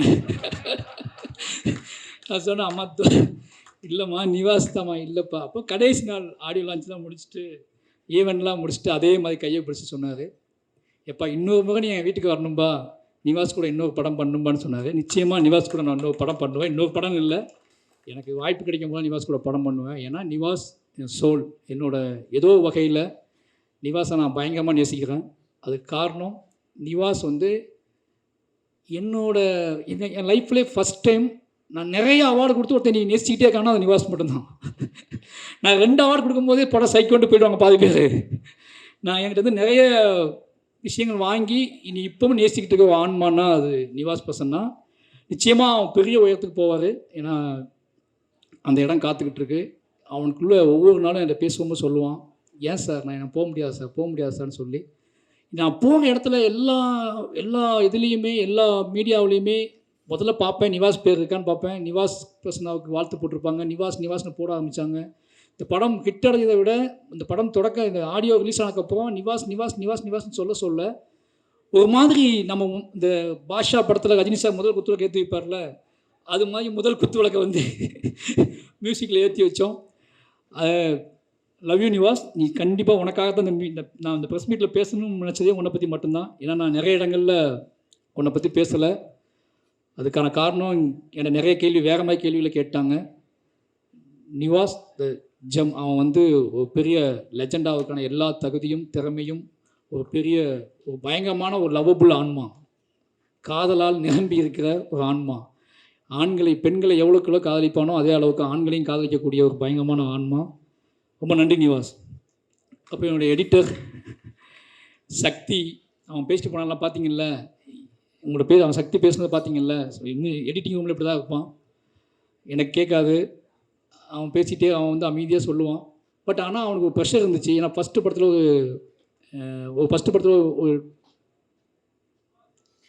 ஃபஸ்ட்டு படத்துலேயே வந்து ஒரு ஸ்போர்ட்ஸ் ட்ராமாவை ஹேண்டில் பண்ணுறது எடிட்டருக்கு ரொம்ப கஷ்டம், எனக்கு நல்லா தெரியும். நான் எந்த நம்பிக்கையில் அவன்கிட்ட போனேன்னு எனக்கு இப்போ வரைக்கும் தெரில. நான் மாமன் கட் பண்ணால் நான் இப்படி தான் ஏதாவது டக்குனு யார் எடிட்டர் என்கிட்ட கேட்டாங்க, என் அசிஸ்டன்ட் வந்து சக்தி போட்டுக்கோங்கடா, இப்படி தான் சொன்னேன், யோசிக்காமல் சொல்லிட்டோமோ அப்படின்னு ஒரு பயம். ஏன்னா ஒருத்தனை முடிவு பண்ணிட்டோம், திருப்பி அவனை நம்ம திட்டி அவனை ஏதாவது பண்ணலன்னு சொல்லி வருத்தப்பட்டோம்னா அவன் லைஃப் என்ன ஆகுன்னு யோசிச்சுட்டு. ஆனால் அவன் பெரிய நம்பிக்கையை காப்பாற்றி என் கூடவே ட்ராவல் ஆகி 2 பேரும் கிளம்பி பாண்டிச்சேரிக்கு போய் ஒரு காட்டுக்குள்ள உட்காந்து எடிட் பண்ணோம் அந்த படத்தை. அந்த எனக்கு அவன் எதுவும் ஆகிடக்கூடாது அப்படிங்கிறதுக்காக அந்த படத்தை நிறைய எடிட் பண்ணி இருந்துச்சு. அவன் ஃபஸ்ட்டு படம் வேறு, அவனுக்கு எதுவும் ஆகிடக்கூடாது அப்படிங்கிறதுக்காகவே நான் அவனை கூட்டிக்கிட்டு அவனும் மட்டுமே கிளம்பி பாண்டிச்சேரியில் போய் ஒரு ரெசார்ட்டில் உட்காந்து அந்த படத்தை எடிட் பண்ணோம். அந்த நேரத்தில் அவன் ரொம்ப சந்தோஷமாக இருந்தான். இந்த படத்தை முழுமையாக்கி கொடுத்தான். நன்றி சக்தி, லவ் யூ. உனக்கும் மிகப்பெரிய இடம் காத்திருக்கு, அடுத்தடுத்த படங்களில் நீ கலக்குவ. அதுக்கப்புறம் என்னோட கேமராமேன், நான் ரொம்ப நேரம் பேசணும் யோசிக்காது, இந்த கபிலன் இருக்கார்ல, சுதி டிவி கபிலன், அவர் வந்து என்ன பண்ணார்னா அந்த ப்ரெஸ் ரிலீஸ் ஈவெண்ட் இருக்குல்ல, அங்கே நான் பேசியிருந்தேன், அவர் கமெண்ட் போட்டு என் ஒய்ஃப் ஸ்க்ரீன்ஷாட் எடுத்து காமிச்சிச்சு. இந்த மனுஷன் ஒரு 40 நிமிஷம் 50 நிமிஷம் பேசுவான், கண்டென்ட் கிடைக்கும். ஆனால் யாரோ சொல்லி அனுப்பியிருக்காங்க, ரஞ்சிதனை தான் சொல்லி அனுப்புனாங்க, கம்மியாக பேசிட்டு வாடா அப்படின்னு சொல்லி அனுப்புனாங்க அங்கே நிகழ்ச்சியில். அதனால் இப்போ எல்லாத்தையும் சொல்லுமேனுக்காக சொல்கிறேன். எழில் வந்து என்னோட 15 வருஷமாக என்னை நேசிக்கிற ஒரு பையன், தம்பி. நான் பிளாக்கில் எழுதிட்டு இருக்கும்போதே என்னோடய எழுத்து படிச்சுட்டு அவன் இன்ஸ்டியூட்டில் படிச்சுட்டு இருந்தான், இன்னைக்கு கிளம்பி பார்க்க வந்தான். எனக்கு ஆச்சரியமாக இப்போ வரைக்கும் எனக்கு எப்படா ஒருத்தன் 15-16 வருஷத்துக்கு முன்னாடியே எழுத்தை படிச்சுட்டு அவன் கேமராமேன் படிச்சுட்டு அவன் கேமரா படிச்சுட்டு இருக்கான், நான் அசிஸ்டன்ட் டைரக்டர். அப்போவே நீ தேடி ஆஃபீஸ்க்கு வந்து அண்ணன்னு கூப்பிட்டு என் கூட ட்ராவல் ஆகி வீட்டுக்கு கூட்டி போய் சாப்பாடு போட்டு என்னைய பார்த்துக்கிட்ட ஒருத்தன், நீ நேசித்த ஒருத்தன், திருப்பி அவனோட நம்மளை லவ் பண்ணி நம்ம நேசித்த ஒருத்தன் நம்மளை வந்து வேலை பார்க்குறதுக்குல அது பெரிய விஷயம். இந்த படத்தோட விஷுவல்ஸ் வந்து நான் என் லைஃப்லேயே இந்த 5 படம் எடுத்திருக்கேன். இந்த 5 படத்தில் நான் டிஐக்கு போகாமலேயே என் அவுட்டு வெளியே போன முதல் படம் பைசன் தான். ஒரு நாள் கூட நான் டிஐ போய் பார்த்ததில்லை. அதுக்கான போகிறதுக்கான சோர்ஸ் எனக்கு கிடைக்கல, டைம் கிடைக்கல, எனக்கு நிறைய வேலை பார்க்க வேண்டியிருந்துச்சு. அதுக்கு அந்த டயத்தப்பெல்லாம் நிவாஸ் பர்சன் எடுத்துக்கிட்டாரு. ஆனால் ஏன்னா நான் என்கிட்ட கேட்குறான், நீங்கள் பார்க்கவே இல்லை, அவுட் கொடுக்கட்டுமான்னு கேட்குறான். நீ கொடுத்துட்றா, உன்னை நம்புறேன்டா அப்படின்னு சொல்லிட்டேன். ஆனாலும் பயம் இருந்துகிட்டே இருந்துச்சு. என்னன்னா ஃபஸ்ட் டைம் நம்ம லெத்தாஜிக் ஆகிட்டோமா, நம்ம அவுட்டு நம்ம பார்க்காமலே வெளியே போகுது, ஓகேவான்னு நைட்லாம் தூக்கமே இல்லை. பட் படம் முடிஞ்சு வெளியே வந்த உடனே விஷுவல் ஃபஸ்ட் நாள் நான் போய் பார்க்கும்போது எனக்கு அவ்வளோ என்ன சொல்கிறது, ஒருத்தர் நம்ம நேசிச்சா அந்த ப்ராடக்ட் அந்த விஷயம் எப்படி வருங்கிறது எழில் உதாரணமாக காமிச்சான். லவ் யூ எழில். என்னோட நான் எடுத்த இடத்தையே தான் திருப்பி எடுக்கிறேன், அது எனக்கு நல்லா தெரியும். புளியங்குளத்துக்கும் மணத்திக்கு ரொம்ப தூரம் கிடையாது, புளியங்குளத்துக்கும் மணத்திக்கு ரொம்ப தூரம் கிடையாது, எல்லாம் ஜஸ்ட் 20 கிலோமீட்டர்ஸ் தான். அந்த 20 கிலோமீட்டர்ஸ்க்குள்ளே என்னோடய விஷுவல்ஸை சேஞ்ச் பண்ணணும். அந்த 20 கிலோமீட்டர்ஸ்க்குள்ளே என்னோடய விஷுவல்ஸோட பிரமாண்டத்தை நான் காட்டணும். அதே வயல், அதே வாய்க்கா, அதே ஆறு, அதே குளம், அதே பறவை, அதே கோழி, அதே ஆடு மாடு எல்லாம் அங்கே தான் இருக்குது. ஆனால் அதை நம்ம எப்படி புதுசாக காட்ட போகணும்னு பேசி பேசி பேசி பேசி பண்ணோம். அதுக்கான இது கிடச்சின்னு நினைக்கிறேன். சூப்பர் எழில், ரொம்ப ரொம்ப நன்றி. Love you. அப்புறம் குமாரன் ஆட்டர் வரல, என்னோட 3வது படம் பண்ணியிருக்காரு. எப்படி சொல்கிறது, அதான் நம்மளை அவரும் அதே மாதிரி தான் அஸ்டினேட்டராக மீது பழக்கம், ரொம்ப நேசித்து ரொம்ப அன்பு செலுத்தி இந்த படங்கள் நடந்துச்சு. ஒரு பெரிய உழைப்பை போட்டிருக்காரு. 2 பேரும், அவரும் நானும் நிறைய, அவர் எனக்கு அவார்டு கொடுத்தாரு, நான் அவருக்கு அவார்டு கொடுத்தேன். நிறைய நடந்துச்சு. அந்த வெற்றியின் மூலமாக இந்த வெற்றி அவருக்கும் முக்கியமான பங்கு உண்டு. லவ் யூ குமார்னு. அதுக்கப்புறம் இந்த படத்தில் நான் ஃபஸ்ட்டு சொல்ல வேண்டியது என்னோடய costume designer. Costume designer Egan வந்து நான் ஃபஸ்ட்டு 5வது படத்தை தான் காஸ்டியூம் டிசைனரோட ஒரு படத்துக்கு போயிருக்கேன். இது வரைக்கும் எந்த படத்துக்கும் காஸ்டியூம் டிசைனர் இருப்பாங்க, அப்போ போயிடுவாங்க. எனக்கு காஸ்டியூம் டிசைனர் தேவைப்பட்ட மாதிரியே தோணலை. அப்போ ரஞ்சித் அண்ணன், ராம் சார்லாம் சொல்லுவாங்க, இது என்னடா ஒரு காஸ்டியூம் டிசைனராக வச்சுக்கூடா கூட அப்படிம்பாங்க.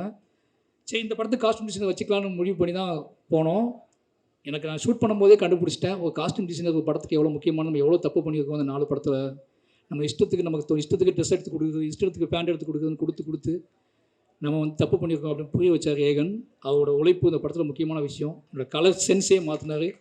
ஏன்னா அந்த ஒருவேளை ஒரு கர்ணனோட லொக்கேஷன் தான் மணத்தியோட லொக்கேஷன், ஆனால் அதை மாற்றினதில் எழிலுக்கு எவ்வளோ பங்கு இருக்கோ அதே முக்கிய பங்கு ஏகனுக்கு இருக்குன்னு நினைக்கிறேன். ரொம்ப நன்றி ஏகன். அப்போ என்னோட மேக்கப் ஆர்டிஸ்ட்டு எல்லாருக்குமே ரொம்ப நன்றி. அப்போ அண்ணன் ராஜா அண்ணன் வந்தோடனே சொன்னார், நான் ஒரு நாள் கூட லீவ் போட மாட்டேன், நீங்கள் கவனமாக வச்சுக்கோங்க அப்படின்னாரு. அதே மாதிரி லீவ் போடாமலே ஃபுல்லாக முடிச்சு கொடுத்தாரு. அப்புறம் யாரையா விட்டான்னு தெரியல, மாஸ்டர் ஒரு மாஸ்டர் எப்படி சொல்கிறது, மாஸ்டர் அதுதான், மெசேஜ் அனுப்ப மாட்டார், மொத்தம் கொடுத்துட்டே இருப்பார். பார்க்க நேரம்லாம் ரொம்ப என்னை நேசிக்கக்கூடிய ஒரு முக்கியமான ஆன்மா. இந்த படத்தில் எனக்கு என்னென்னா, என்னோடய வேலை பார்க்குறவங்க எல்லாருமே அவங்களுக்கு ஒரு திறமை இருக்கும். அது மியூசிக் டைரக்டராக இருந்தாலும் சரி, அல்லது வந்து ஃபைட் மாஸ்டராக இருந்தாலும் சரி, ஆர்ட் டிபார்ட்மெண்ட்டாக இருந்தாலும் சரி, கேமரா இருந்தாலும் சரி, ஆர்டிஸ்ட்டாக இருந்தாலும் சரி, அவங்களுக்கு நிச்சயமாக சினிமாவை பற்றி ஒரு பெரிய புரிதல் இருக்கும், திறமை இருக்கும். நான் அதையெல்லாம் ஸ்டாப் பண்ணுவேன் சில நேரத்தில். எனக்கு தப்பாகவே சில நேரத்தில் தோணும். அவங்களோட திறமையை வந்து ஓகே அப்படின்னு சொல்லிட்டு நிப்பாட்டிட்டு நான் ஒன்று சொல்லுவேன். அதை அக்செப்ட் பண்ணுறது ஒரு பெரிய விஷயம். எனக்கு என்னென்னா, அது சினிமாவில் குவாலிட்டியாக இருக்கும், அவங்க சொல்கிறது குவாலிட்டியாக கூட இருக்கும். எனக்கு குவாலிட்டியை விட ரொம்ப முக்கியம் என்னோடய ஒரிஜினாலிட்டி.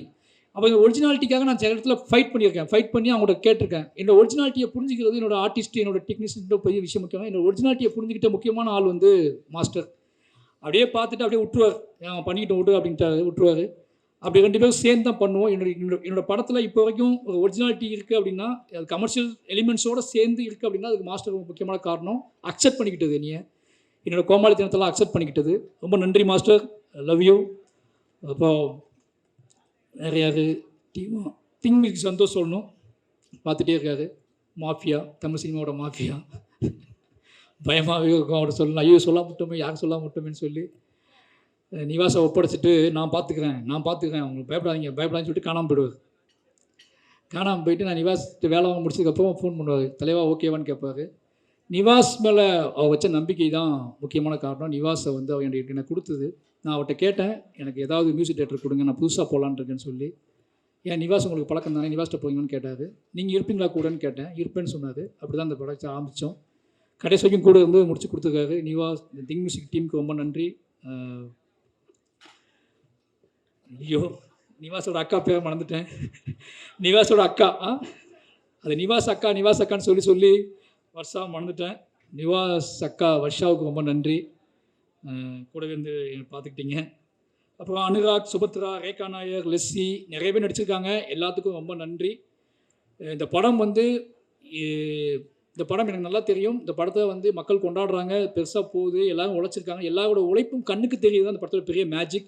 அது யாரெல்லாம் அந்த படத்தில் உழைச்சாங்களோ அவங்க அத்தனை பேருமே தெரியுறாங்க ஆடியன்ஸுக்கு. அவங்களோட உழைப்பு தெரியுது அப்படிங்கிறது எனக்கு ரொம்ப சந்தோஷம். அப்படி ஏதோ வகையில் என்னை நம்பி வந்த எல்லாத்துக்கும் அவங்களோட உழைப்புக்கான ஒரு வெற்றியை வாங்கி கொடுத்துருக்கோம் அப்படிங்கிற பெரிய சந்தோஷம் இந்த படத்தில் எனக்கு ரொம்ப அதிகமாக கிடச்சிருக்கு. அதுக்கு அதை தெரியப்படுத்திய பத்திரிகையாளர்களுக்கு மறுபடியும் நன்றி சொல்லிக்கிறேன். ஃபைனலி மை ப்ரொடியூசர் ரஞ்சித் அண்ணா, அதித்தி பாண்டியன். நாங்கள் அதித்திக்கு வந்து பாண்டியன்னு பேர் வச்சுருக்கேன். அவங்க அப்படி தான் பேசுவாங்க என்கிட்ட. அவங்க லைவில் ஒரு மாதிரி இருப்பாங்க, ஜூம் காலில் ஒரு மாதிரி இருப்பாங்க. அதித்தி இப்போ இங்கே பற்றி அதித்தி இங்கே பேசினாங்களே என்னை பற்றி, அது எதுவுமே எனக்கு தெரியாது. இப்போ நான் அதித்தியை பற்றி பேச போது அவங்களுக்கு தெரியாது. ஓகேங்களா? ஆனால் 2 பேருக்கும் பார்வையால் பேசிக்குவோம். ஏன்னா எனக்கு இங்கிலீஷ் தெரியாது, அவங்களுக்கு தமிழ் தெரியாது. நாங்கள் ஆனால் இவ்வளோ படம் பண்ணியிருக்கோம். ஆனால் 2 பேரும் அதிகமாக பேசியிருக்கோம். யோசிச்சு பார்த்துக்கோங்க. 2 பேரும் நிறைய டிஸ்கஸ் பண்ணியிருக்கோம். அவங்க ஃபோன் பண்ணுவாங்க, எனக்கு பயங்கரமாக பேசுவாங்க. நான் ஓகே ஓகே ஓகே ஓகேம்மா, அவங்க ஃபோனை வச்சுருவாங்க. திருப்பி நான் ஃபோன் பண்ணி கோவமாக பேசுவேன். அவங்க ஓகே ஓகே ஓகே ஓகேப்பாங்க, ஃபோனை வச்சுருவாங்க. பட் என்ன அண்டர்ஸ்டாண்ட் லெவலில் நடந்துச்சுன்னு தெரியல, வேலை நடந்திருக்கு. அப்போ ஏதோ வகையில் நாங்கள் வந்து ஒரு அந்யோன்யம் இருந்துக்குன்னு புரிஞ்சிக்க முடியுது. அவங்க நம்பினது என்னோடய எமோஷ்னலில் மாய் செல்வராஜ் ஒன்று பண்ணால் அது கரெக்டாக நம்பினாங்க. அதித்தி ரொம்ப நன்றி. அப்போ ரஞ்சித் அண்ணா என்னோட என்ன சொல்கிறது, அவர் என்ன மாதிரி கிடையாது. அவர் வேறு மாதிரினா எப்படின்னா, நான் கொஞ்சம் பயப்படுவேன். ஓப்பனாகவே சொல்கிறேன், நான் பயப்படுவேன். அவர் பயப்பட மாட்டார். நான் யாருக்கு பயப்படுவேன் அப்படின்னா, ரொம்ப என்ன சொல்கிறதுனா, எனக்கு மக்களோட நான் இன்க்ளூசிவாக பாலிடிக்ஸ் பேசுகிறேன்னு நிறைய பேர் சொல்லுவாங்க. அதுக்கான காரணம் என்னோட பயங்கர சுமை, என்னோட வெயிட் என் தலையில் இருக்க வெயிட் அதிகம். அது யாராவது ஒருத்தங்க தாங்கி பிடிச்சாதான் என்னால் அதை ரன் பண்ணவே முடியும். அதனால் நான் எங்கிட்ட இருக்க கதைகளோட கனமே ஒரு காரணமாக இருக்கலாம் என்னோட இன்க்ளூசிவ் பாலிடிக்ஸுக்கு. ஏன்னா அந்த கணங்க எல்லாமே இன்னொருத்தர் சப்போர்ட் பண்ணலாம் நடக்கவே நடக்காது. அதை எங்கேயாவது சுமந்து கொண்டு போகவே முடியாது. ரஞ்சித் அண்ணா வந்து அப்படி ஒரு ஆள். ஆனால் அவர் அவ்வளோ கோவமாக, அவ்வளோ என்ன சொல்கிறது, தான் நம்பக்கூடிய அரசியலை, தான் நம்பக்கூடிய விஷயங்களை காத்திரமாக பேசினா கூட வேற ஒரு பாயிண்ட் ஆஃப் வியூவில் ஆட்களை நேசிப்பார். மாரி செல்வராஜை வந்து அவர் நேசித்த விதம் எனக்கு தெரியும். ராம் சாருக்கும் எனக்கும் ஒரு அப்பா பையன் உறவு இருக்குன்னா, எனக்கு கிடைச்ச ஒரு அண்ணன் அப்படின்னா அது ரஞ்சித் அண்ணா. அந்த அண்ணன் தம்பி உறவு வந்து இந்த படத்தோட வெற்றியை நான் எப்படி பார்க்குறேன்னா, பரியேறும் பெருமாள்னு ஒன்று நாங்கள் ஆரம்பித்து 2 பேரும் ஆரம்பித்து கிட்டத்தட்ட 7-8 வருஷம் ஆகுது. இந்த படம் ரிலீஸ் ஆகி திருப்பி 2 பேரும் இதே சந்தோஷத்தோடு, இதே சிரிப்போடு, இதே முத்தங்களோட திருப்பி ஒரு மேடையை பகிர்ந்து திருப்பி 2 பேரும் சக்ஸஸ் கொடுத்து ஹிட்டு கொடுத்துட்டு 2 பேரும் ஜாலியாக இருக்கோம். அப்படின்னா எங்களுக்குள்ளே இருக்கிற ஒரே ஒன்று இந்த லவ் மட்டும்தான். இந்த பெரும் உழைப்பையும் வந்து நான் வந்து செய்வதற்கு ஊக்கமாக இருந்ததுக்கான காரணம் ரஞ்சித் அண்ணா இருக்காரு. ரஞ்சித் அண்ணா நம்புகிறாரு, அவர் பார்த்துக்கிட்டு இருக்காரு. அவர் என்ன சொல்கிறது, அவர்கிட்ட போய் நல்ல பேர் வாங்கணும் அப்படின்னு. நான் ராம்சாருக்கு அப்புறம் நல்ல பேர் வாங்கணும்னு ஆசைப்பட்ட ஒரே ஆள் ரஞ்சித் அண்ணாக்கிட்ட தான். ராம்சார்ட்ட எப்போவுமே 24 மணி நேரம் நல்ல பேர் வாங்கணும்னு ஆசைப்படுவேன். அதே மாதிரி ரஞ்சித் அண்ணாட்ட நல்ல பேர் வாங்கணும்னு ஆசைப்பட ஆரம்பித்தேன். இது 2ம் சேர்ந்து மிக்ஸ் ஆனது தான் மாரி செல்வராஜ். அப்படி ஒரு நல்ல பேர் வாங்கிக்கன்னு நினைக்கிறேன். ஏன்னா பரியேறும் பெருமாளுக்கு லவ்யூ சொன்னார், இந்த படத்துக்கும் லவ்யூ சொன்னார், என்னுடைய எல்லா படத்துக்கும் சொல்லுவார், என்னை பார்க்கும் போதெல்லாம் சொல்லுவார். அந்த அன்பை பாதுகாப்பதற்காகவே நான் தொடர்ந்து என்கிட்ட இருக்க சில விஷயங்களை பாதுகாத்துக்கிட்டு இருக்கேன். ரொம்ப நன்றிண்ணா. எனக்கு ஆச்சரியமாக இருக்குது. இது சரியாக முடிஞ்சிடுமான்னு ஒரு பயம் இருந்துச்சு. நம்ம பரியேறும் பெருமாளுக்கு அப்புறம் 2 பேரும் ஒன்றா சேர்றோம். இது வந்து இது நீளத்துக்கும் உங்களுக்கும் எனக்கும் இல்லை நம்மளை பார்த்துக்கிட்டு இருக்க எல்லாத்துக்கும் இது ஒரு முக்கியமான படமாகவும் நம்மளோட ஆகச்சிறந்த படமாகவும் இது இருக்குன்னு ஆசைப்பட்டேன். அது ஒவ்வொரு நாளும் பெரிய பயத்தை கொடுத்துச்சு, பதட்டத்தை கொடுத்துச்சு. எப்படி பெரிய இப்போ துருவுக்கு முன்னாடி விக்ரம் சார் அப்படிங்கிற ஒன்று வைக்கிறாங்கல்ல, அதே மாதிரி எனக்கு முன்னாடி எப்போவுமே ரஞ்சித் அண்ணா, ராம் சார்னு ஒன்று இருந்துகிட்டே இருக்கும். இவங்க நம்பிக்கை நம்ம காப்பாற்றுவோமான்னு சொல்லி. இந்த படத்தோட வெற்றியை நான் எப்படி பார்க்குறேன்னா, முழுக்க நாங்கள் 2 பேருமே இன்றைக்கி பக்கத்தில் உட்காந்து விளையாண்டுக்கிட்டு இருக்கோம். அப்படிங்கிறது எங்களை விளையாட வைத்த சந்தோஷமாக உங்கள் முன்னாடி சிரிக்க வச்ச வெற்றி தான் இந்த பார்க்குறாங்க. 2 பேருமே மை மறந்து இருக்கோம் அப்படின்னா அவ்வளோ பெரிய வெற்றியை கொடுத்த தமிழ் மக்களுக்கு எவ்வளோ நன்றி சொன்னாலும் பத்தாது. 2 பேரும் அவ்வளோ சந்தோஷமாக இருக்கும். இந்த சந்தோஷம் முழுக்க முழுக்க தமிழ் மக்களால் கொடுக்கப்பட்டது. 2 பேரை பற்றி நீங்கள் கான்ஃப்ளிக்டாக பேசிகிட்டே இருக்கீங்க. ஆனால் அந்த 2 பேரை சந்தோஷமாக வச்சுக்கிறதும் ஒட்டுமொத்த தமிழ் மக்கள் தான். இந்த 2 பேரை மட்டும் மாரி செல்வராஜ், ரஞ்சித் மாரி செல்வராஜ் பேசிகிட்டே இருப்பீங்க. ஆனால் எங்களை அதிகமாக நேசிக்கிறாங்கன்னு எங்களுக்கு நல்லா தெரியும். அந்த நேசிப்புக்காக தொடர்ந்து உண்மையாக இருக்கணும் 2 பேரும் முடிவு பண்ணுறோம். 2 பேரும் அதுக்காக வேலை செஞ்சுட்டே இருக்கோம். ரஞ்சித்தனா, லவ் யூ. ரொம்ப ரொம்ப இந்த என்ன சொல்கிறது, நான் நீளத்துக்கு வந்து திருப்பியும் படம் பண்ணுவேன், படம் பண்ணிக்கிட்டே இருப்பேன். ஓகேங்களா? அது நீங்கள் கேட்கணும் அவசியமே இல்லை. போர் அடித்தா கூட நான் நீளத்துக்கு படம் பண்ணுவேன். படமே இல்லாதப்போ சின்ன அமைதியாக இருப்பேன்ல, எனக்கு வாய்ப்பு மறுக்கப்படும் போது நீளம் எனக்கு படம் கூப்பிட்டு படம் கொடுக்கணும். அப்போ அப்ளாஸ், சமீர் நாயர் அதே மாதிரி தான். ஒரு 10 பேர் இருக்காங்க. அவங்க என்ன பேசுவாங்க எனக்கு தெரியாது, ஆனால் அவங்க என்னை லவ் பண்ணுறாங்க. ஓகேங்களா? 10 பேர் வருவாங்க பாம்பேலேருந்து. என் ஆஃபீஸ்க்கு வந்தாங்க, என் கூட ஒரு நாள் நைட்டு ஃபுல்லாக ட்ராவல் பண்ணாங்க, நைட்டு தங்கினாங்க. இனி பாராட்டிக்கிட்டே இருப்பாங்க. நான் தேங்க்யூ சொல்லுவேன். இனி ரொம்ப நேசித்தாங்க. இப்போ வரைக்கும் சமீர் நாயக் வந்து எனக்கு மெசேஜ் அனுப்பிட்டே இருப்பார். ஒவ்வொரு ரிவ்யூவையும் ஒவ்வொரு விஷயத்தையும் எடுத்து மெசேஜ் அனுப்பிட்டே இருப்பார். ரொம்ப ஹாப்பியாக இருக்கும். எனக்கு என்ன ரிப்ளை பண்ணுன்னு தெரியாது. நான் ஒரு இதயத்தை அனுப்பிக்கிட்டே இருப்பேன். அந்த இதயமே அவருக்கு போதுமானதாக இருந்துச்சு. அப்ளாஸ் டீமுக்கு ரொம்ப நன்றி. மாரி செல்வராஜை ரொம்ப நம்பினதுக்கு, எனக்கு நான் கேட்ட எல்லாத்தையும் செஞ்சு கொடுத்ததுக்கு ரொம்ப ரொம்ப நன்றி. இந்த படத்தில் லிரிக் ரைட்டர் இல்லை, அறிவு பாட்டு எழுதியிருக்கான். நானும் அறிவு சேர்ந்து எழுதணும். அறிவு ரொம்ப நன்றி. அறிவு வேடனுக்கு நன்றி. ஏன்னா இவங்க 2 பேருமே நான் கூப்பிட்டோன்னே வந்து பாடி கொடுத்தாங்க. மற்ற என்னுடைய பாடகர்கள் எல்லாத்துக்குமே ரொம்ப நன்றி. ஏன்னா நான் நிறையா அவங்க கிட்டத்தட்ட நிவாஸ் நானும் சேர்ந்து அவங்க மாற்றி மாற்றி பாட வச்சோம். எல்லா பாடகர்களுக்குமே ரொம்ப நன்றி. இந்த படத்தில் நான் லிரிக் எழுதுறதுக்கு மெயின் காரணம் வந்து யுகபாரதி அண்ணா தான். அதை சொல்லியிருக்கேன். ஏன்னா எல்லாருமே இல்லை, எல்லா வேலையும் நீயே பார்த்தா எப்படிறான்னு கேட்குறாங்க நிறைய பேர். ஏன் மற்ற லிரிக் ரைட்டர் கொடுக்கலான்னு சொல்லாங்க. யுகபாரதி என்ன ஒரு நாள் என்ன சொன்னார், டேய் நீ உள்ள ஆல்பம் எழுதி பாரு, அந்த கதையோடு சம்மந்தப்பட்டே அது இருக்கும், நீ முழு ஆல்பம் ஒன்று எழுதி பாருன்னு சொன்னார். அதுக்காக எழுதப்பட்டது தான் இந்த முழு ஆல்பமுமே. அவருக்கு ரொம்ப நன்றி. இந்த பாடல் சிறப்பாக வந்ததுக்கு காரணம் யுகபாதி அண்ணன் ஒரு காரணம். யுகபாதி அண்ணன் உங்களுக்கு ரொம்ப மிஸ் பண்ணுறேன். ரொம்ப ரொம்ப நன்றி. கடைசியாக பைசன் காலமாடன், இவ்வளோ நேரம் என்னோடய டீமை பற்றி நான் பேசுனதை நீங்கள் பொறுமையாக கேட்டதுக்கு ரொம்ப நன்றி. நான் யாராவது மிஸ் பண்ணியிருந்தால் மன்னிக்கணும். ரொம்ப எமோஷ்னலான ஒரு படம். இந்த படம் என்னோடய எல்லா படமும் அப்படி இருக்குன்னு சொல்லுவேன் டைலாக்கு. பட் ஆனால் இது வந்து ரொம்ப பரபரப்பான சில விஷயங்களை நம்ம வந்து துணிஞ்சு எடுக்கிறோம். சில விஷயங்கள் இது எப்படி புரிந்து கொள்ளப்படும் அப்படின்னு ஒரு நிறைய மனசுக்குள்ளே நிறைய கணக்குகள் போட்டு நிறைய பிளான் பண்ணி திட்டமிட்டு அந்த திட்டத்துக்குள்ளே ஒரு எமோஷ்னல் வச்சு எடுக்கப்பட்ட படம் தான் பைசன் காலமாடன். மனத்தி கணேசன் அப்படிங்கிற ஒருத்தரை அவரும் நானும் சேர்ந்து பலமாக விவாதித்து அவர் என்னை நம்பினார். அந்த நம்பிக்கையை காப்பாற்றணும் எடுத்த படம். இன்றைக்கி அந்த படத்தோட ரிசல்ட்டு பார்க்கும்போது, இந்த படத்தோட ரிசல்ட்டை தாண்டி எனக்கு வர மெசேஜ், என்னை தேடி பேசுகிறவங்க, என்னை ஃபோன் பண்ணி பேசுகிறவங்க, சவுத் தமிழ்நாட்டில் கூடிய இளைஞர்கள் இருக்கக்கூடிய இந்த படத்துக்கான ஆதரவு, இது எல்லாத்தையும் பார்க்கும்போது ஏதோ நம்ம இவ்வளோ நாள் கற்றுக்கிட்ட விஷயத்தை வச்சு ஒரு நல்ல விஷயம் பண்ணியிருக்கோம் அப்படிங்கிற பெரிய நம்பிக்கையை கொடுத்துருக்கு. அந்த நம்பிக்கையை கொடுத்ததுக்கான காரணம் இந்த மக்கள் இந்த படத்தை ஏற்றுக்கொண்டது தான். நிறைய எங்கிட்ட பிள்ளைகள் இருந்திருக்கு, நிறைய விஷயங்கள் இருந்திருக்கு, நான் நிறைய முரண்பட்டிருக்கேன், நிறைய விஷயங்கள். ஆனால் இது எல்லாமே என்னோடய ஆர்ட் ஃபார்ம் ஸ்ட்ராங் ஆகணும் அப்படின்னு தான் நான் பண்ணியிருக்கேன். அப்படி யாராவது வருத்தப்பட்டிருந்தா, யாரையாவது நான் வந்து ஹர்ட் பண்ணியிருந்தா, இந்த படத்தில் வேலை செய்யும்போது நான் யாராவது ஹர்ட் பண்ணியிருந்தால் ரொம்ப மன்னிப்பு கேட்டுக்கிறேன். ஏன்னா எனக்கு அந்த கிட்டத்தட்ட 80 நாள், இந்த 80-90 நாள் நினைக்கிறேன். இந்த 90 நாளில் நான் என்னவா இருந்தேன்னு எனக்கே தெரியாது. அது முழுக்க நான் ஆர்ட் ஃபார்மில் தான் இருந்து என்னோடய சினிமாக்குள்ளே இருந்திருக்கேன். அதை நான் மாற்றிக்க முயற்சி பண்ணுவேன். என்னோடய சினிமாவை அது என்னமோ தெரியல எனக்கு. அது நடக்கும்போது நான் அந்த சினிமாவை முழுசாக நான் தோற்றுக்கணும் அப்படிங்கிற பயம், தோற்றக்கூடாது அப்படிங்கிற பயத்திலே நான் நிறைய வேலை செஞ்சுக்கிட்டே இருக்கேன். அது எனக்கு ஏன் என்னை விட்டு போக மாட்டேங்குன்னு தெரில. அதனாலேயே கொஞ்சம் அதிகப்படியான வேலைகளை செய்கிறேன். கொஞ்சம் அதிகப்படியான நம்ம ஆட்கள்கிட்ட உழைப்பை வாங்க ட்ரை பண்ணுறேன். இன்னும் அதிகப்படியான நேரத்தை அவங்கள்ட்ட எடுத்துக்கிறேன். நான் எப்படி இருக்கணும் அதே மாதிரி அவங்களும் இந்த படத்தில் அப்படி இருக்கணும்னு நினைக்கிறேன். இது சரியாக தப்பான்னு எனக்கு தெரியல. ஆனால் என்கிட்ட இருக்க எல்லாத்தையுமே நான் எப்படி இருக்க இந்த படத்துக்காக அதே மாதிரி நீங்களும் இருக்கணும்னு எதிர்பார்க்குறேன். அது நிறைய இடத்துல முரணாக இருக்குது, நிறைய இடத்துல பிரச்சனைகளை உருவாக்கியிருக்கு. ஆனால் ஃபைனலி இந்த படத்தோட ரிசல்ட் அவங்களுக்கானது தான். அவங்க அதை நம்பி என்னை உழைச்சிருக்காங்க. அப்படி நான் முரண்பட்ட, நான் வருத்தப்பட்ட, இல்லை என்ன சொல்கிறது, என் மீது வருத்தப்பட்ட நிறைய பேருக்கு நான் நன்றி சொல்லிக்கிறேன். இந்த படம் மட்டுமே காரணம். இந்த படத்தை தாண்டி நான் எந்த வகையிலையும் யாரையுமே பகையாக நினச்சது இல்லை, எதுவும் கிடையாது. பைசன் ஃபைனலி ரொம்ப ஒரு நல்ல அனுபவத்தை எனக்கு கொடுத்துருக்கு, ஒரு நம்பிக்கையை கொடுத்துருக்கு. நான் தொடர்ந்து வேலை செய்வதற்கான ஒரு பெரிய பலத்தை கொடுத்துருக்கு. இந்த படத்தை பாராட்டி இந்த படத்தை கொண்டாடிக்கிட்டு இருக்கிற அத்தனை இளைஞர்களுக்கும், அத்தனை மக்களுக்கும், யாருன்னே தெரியாத மக்களுக்கும் நன்றி சொல்லிக்கிறேன். நிச்சயமாக தொடர்ந்து நான் நல்ல படங்கள் எடுப்பேன்னு நினைக்கிறேன். தொடர்ந்து இந்த மாதிரி எவ்வளோ எதிர்ப்பு வந்தாலும், எவ்வளோ முரண் வந்தாலும், என்னை திருப்பிடலாம், என்னோடய நெரேட்டிவை மாற்றிடலாம், என்னை செட் பண்ணிடலாம்னு தயவு செஞ்சு யாரும் நினைக்க வேண்டாம். அது என் ரத்தத்திலே கிடையாது. எனக்கு வந்து அதுதான் வரும். அதுதான் வரும்னா, நான் அதை விட்டு விலகுவதற்கான வாழ்க்கை என்கிட்ட இல்லை. அதை பற்றியே யோசிச்சுட்டு இருக்கேன், அதை பற்றியே போய் பேசுகிறேன், அதை பற்றியே பழகிட்டு இருக்கேன். அதை பற்றியே நான் உங்களுக்கு தெரியாது.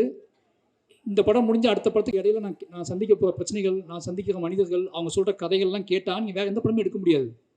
நீங்கள் நினச்சிட்டீங்க ஒரு ஸ்கிரிப்ட் எழுதி முடிச்ச உடனே திருப்பி போய் வேறு அழகாக போய் ஒரு ரூம் போட்டு எங்கேயோ கொடைக்கானல்லையோ ஊட்டிலையோ இல்லை வெளிநாட்டிலையோ போய் உட்காந்து கதை எழுத அமைப்பான்னு நினைப்பீங்க. ஆனால் எங்களுக்கு அப்படி இருக்காது.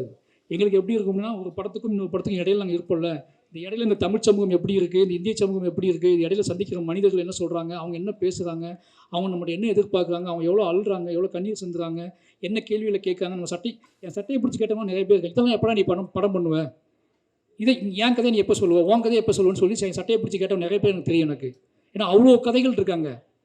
திருப்பி நீங்கள் வந்து மறுபடியும் என்கிட்ட வந்து அந்த நெகட்டிவை செட் பண்ண ட்ரை பண்ணாதீங்க. நான் வந்து ரொம்ப நிலையானவனாக இருக்க விரும்புகிறேன். என்னோடய நிலையான தன்மையை யாராலையும் மாற்ற முடியாதுன்னு நினைக்கிறேன். உங்களோட வேண்டுகோளாகவே வச்சுக்கிறேன். திருப்பி இந்த கேள்வியை நீங்கள் என்கிட்ட கேட்பீங்க அப்படின்னா, நான் அதுக்கு மௌனம் தான் பதிலாக சொல்லணும்னு நினைக்கிறேன். இனிமேல் இந்த மாதிரி கேள்விக்கு நான் எதிர்கொள்ள மாட்டேன்னு நினைக்கிறேன். பத்திரிகையாளர் ஒரு வேண்டுகோளாகவே சொல்கிறேன், ஏன் இந்த மாதிரி படம் எடுக்கிறீங்க கேள்வியை இனிமேல் என்கிட்ட தவிர்த்துங்க. அது என்னை ரொம்ப பாதிக்குது. மறுபடியும் சொல்கிறேன், எமோஷனலாக சொல்கிறேன். அது என்னை மட்டும் பாதிக்குது, என்னோடய வேலையை பாதிக்குது, என்னோடய நெகட்டிவை பாதிக்குது, என்னோடய சிந்தனையை பாதிக்குது. நான் உங்களை நேசிக்கிறேன், உங்களை அன்பு செலுத்துகிறேன். நான் உங்களை திருப்பி அதே மாதிரி கேள்வி கேட்க முடியும். அந்த கேள்வியை கேட்கக்கூடாது, உங்களுக்கு எனக்கு முகம் வந்துக்கூடாதுன்னு நினைக்கிறேன். ஏன்னா நான் கூடி வாழ ஆசைப்படக்கூடிய ஆளாக தான் இருக்கேன். நான் திருப்பி அந்த கேள்வியை நீங்கள் திருப்பி என்னை கேட்டிங்க அப்படின்னா, நான் இன்னும் அதிகமாக வேலை செய்வேன். ஆனால் உங்களை அவாய்ட் பண்ண ட்ரை பண்ணணும்னு நினைக்கிறேன். ஏன்னா எக்காரணத்தை கொண்டும் என்னோடய கலையவோ, என்னோடய ஆர்ட் ஃபார்மையோ, என்னோடய அரசியலையோ யாராவது பிடுங்க ட்ரை பண்ணாங்கன்னா நான் மூர்க்கமாக ஃபைட் பண்ணுவேன். அந்த மூர்க்கத்தை வந்து நிச்சயமாக சொல்கிறேன், என்னோடய ஆர்டிஸ்ட்டுக்கே தெரியும், என்னோடய வேலை பார்த்தவங்களுக்கு தெரியும். அந்த மூர்க்கம் நானே எதிர்பார்க்காத மூர்க்கம். அது நான் அப்படி போகக்கூடாதுன்னு ரொம்ப நம்புவேன். நீங்கள் எல்லாம் என்னை நேசிக்கிறீங்க தெரியும். அதனால் தயவு செஞ்சு இந்த கேள்வியில் என்னை அவாய்ட் பண்ணிவிடுங்க. நான் மாரி செல்வராஜ் படம்னா அது இருக்கும். மாரி செல்வராஜ் அதற்காக கிளம்பி வந்தவன் தான். மாரி செல்வராஜ் எடுக்கிறது சாதி படமான்னு கேட்டால் அது உங்கள் மொழி. என்னோடய மொழி. மாரி செல்வராஜ் எடுப்பது சாதிய எதிர்ப்பு படம். அந்த எதிர்ப்பு படத்தை நான் தொடர்ந்து எடுத்துக்கிட்டே இருப்பேன். நான் வந்து இதை வந்து ஒரு திமிர்லேயே சொல்லலை, இங்கேருந்து சொல்கிறேன், எமோஷ்னலாக சொல்கிறேன். நான் எப்போவுமே என்னோடய ஆர்ட் ஃபார்மை நம்புவேன். நான் அரசியல்வாதி கிடையாது, நான் வந்து கட்டுரையாளன் கிடையாது, நான் வந்து ஆய்வாளர் கிடையாது. நான் என் வாழ்க்கையை பணயமாக வச்சு படம் எடுத்துகிட்டு இருக்க ஒருத்தன். என் வாழ்க்கையை கலையாக மாற்றிக்கிட்டு இருக்கேன். என்னோடய கலைக்கு ஒரு வெறி இருக்குது, என்னோடய கலைக்கு ஒரு ஆற்றாமை இருக்குது, என் கலைக்கு ஒரு கண்ணீர் இருக்குது, என் கலைக்கு சில கேள்விகள் இருக்குது, என் கலைக்குள்ள ஒரு பயங்கரமான காதல் இருக்குது, இந்த சமூகத்தை பற்றி ஒரு காதல் இருக்குது. இது எல்லாத்தையும் ஒன்றா சேர்த்து நான் உங்களுக்கு கொடுக்க ட்ரை பண்ணிக்கிட்டே இருக்கேன். ஒரு 250 படம் வருது வருஷத்துக்கு, 300 படங்கள் வருது. உங்களுக்கு கொண்டாட்டம், உங்களை குதூகலப்படுத்தக்கூடிய படங்கள் எவ்வளவோ வருது. இந்த ஒருத்தனை விட்டுருங்களேன், அவனை ஏன் போட்டு அவனையும் திருப்பி அந்த கூட்டத்தில் போய் ட்ரை பண்ணுறீங்க? இனி விட்டுருங்க. நான் வந்து உங்களுக்கு பார்க்க பிடிக்கணும்னு பரவாயில்ல, தயவு செஞ்சு நான் உருவாக்கி கஷ்டப்பட்டு கற்றுக்கிட்ட என்னோட இவ்வளோ வாழ்வியல் அனுபவத்தை நீங்கள் முடிவு செய்ய முயற்சி பண்ணாதீங்க. மற்றபடி இதெல்லாம் பண்ணால் கூட ஏதோ வகையில் நீங்கள் என்னை ஏற்றுக்கொள்கிறீர்கள் அப்படிங்கிற பெரிய ஒரு பொறுப்பும் நம்பிக்கையும் எனக்கு இருக்குது. அந்த நம்பிக்கையின் அடிப்படையில் மறுபடியும் இந்த தமிழ் சமூகத்துக்கு முன்னாடி மாரி செல்வராஜாக நான் என் நன்றியை சொல்லிக்கொண்டே இருப்பேன். நான் இந்த பாடலை பாடிக்கொண்டே இருப்பேன். கடைசியாக என்னோடய அசிஸ்டன்ட் டீம், என்னோடய கேமரா அசிஸ்டன்ட் டீம், என்னோடய ஒட்டுமொத்த டீம் என்னை பயங்கரமாக உழைச்சிருக்கானுங்க. அவனுக்கு எப்போவுமே உங்களுக்கு தெரியும், இந்த மாதிரி ஆள் கூட வேலை பார்க்கறது கொஞ்சம் கஷ்டம்னு சொல்லி, ஆனால் அவங்க எனக்கு நம்பி வேலை பார்த்துருக்காங்க. அவங்க எல்லாத்துக்குமே ரொம்ப நன்றி. இந்த வெற்றி வந்து எவ்வளோ சிரித்து என்னென்ன பண்ணாலும் ரொம்ப எமோஷ்னலான வெற்றி. எனக்கு நல்லா தெரியும், நானும் துருவும் எப்படி இருக்குன்னு எனக்கு தெரியும். ஏன்னா இது சாத்தியமான எல்லாம் கண்மூடி தான். எப்படின்னா அந்த நாள் அவனுக்கு நான் ட்ரைனிங் கொடுக்கும்போது நான் அதை உணர்ந்தேன். இப்படி ஆரம்பிக்கிறோமே, ஏன்னா அவன் அப்படி தான் வந்து அங்கேருந்து வரும்போது இப்படி ஆரம்பிக்கிறோமே, இவனுக்கு எப்படி மாற்ற போவோம், இது எப்படி நடக்க போகுது, இது சாத்தியமா அப்படி பயத்தில் நாங்கள் இருந்தோம். 2 பேத்துக்குள்ளேயும் இருந்த ஒரு வெறி தான். இந்த கதையே பண்ணியே ஆகணும்னு இந்த வெறி எனக்கு இருந்துச்சு. சினிமாவை நம்ம யாருன்னு காட்டியே அவனுங்க வெறி அவனுக்கு இருந்துச்சு. இந்த 2 பேரோட வெறி தான் இந்த படத்தை இத்தனை தூரம் இத்தனை உழைப்பின் தூக்கி கொண்டு வந்து சேர்க்கறதுக்கு ஒரு முக்கியமான காரணமாக இருந்துச்சு. எங்களோட உழைப்புங்கிறது நம்ம உழைப்பின் மூலமாகவே வெற்றி பெற வேண்டும்னு ஆசைப்படக்கூடிய ஆளாக நாங்கள் இருக்கோம். எங்களோட உழைப்பின் பாதையை மாற்ற முயற்சிக்காதீர்கள். உங்கள் அனைவருக்கும் மறுபடியும் நன்றி. பைசன் ஏற்றுக்கொண்ட அத்தனை மக்களுக்கும் ரொம்ப நன்றி. என்னோடய டீமுக்கு ரொம்ப நன்றி. கடைசியாக என்னோடய குடும்பம் வந்து சொல்லி ஆகணும். நான் பதட்டமான ஒரு வாழ்க்கையிலேயே இருக்க மாதிரியான ஒரு தோற்றத்தை அவங்களுக்கு கொடுத்துக்கிட்டே இருக்கேன். ஒரு சினிமா இயக்குனர் வெற்றி பெற்றதுக்கப்புறம் அது எவ்வளோ பெரிய கொண்டாட்டமாக இருக்கும், அந்த கொண்டாட்டம் எப்படிப்பட்டதாக இருக்கும் அப்படின்னு அவங்க பார்த்துருப்பாங்கல்ல, கேள்விப்பட்டிருப்பாங்க. அப்படி கொண்டாட்டத்தையும் நான் அவங்களுக்கு கொடுக்கல. ஏன்னா ஃபோன் வந்தால் பயப்படுவாங்க, நான் யார்ட்டையாவது பேசினா பயப்படுவாங்க. அதுக்கான காரணம் என்னென்னா, ஏதோ ஒரு வகையில் நான் டிஸ்டர்பாகவே இருக்குன்னு நினைப்பாங்க. ஆனால் அவங்கள்ட்ட சொல்லிக்கிறேன், நான் ரொம்ப நிறைவாகவே இருக்கேன். என் மனசில் கடைசி என்ன சொல்கிறது, நீங்கள் எல்லாத்தையும் பேசிட்டேன்னு நினைக்கிறேன்.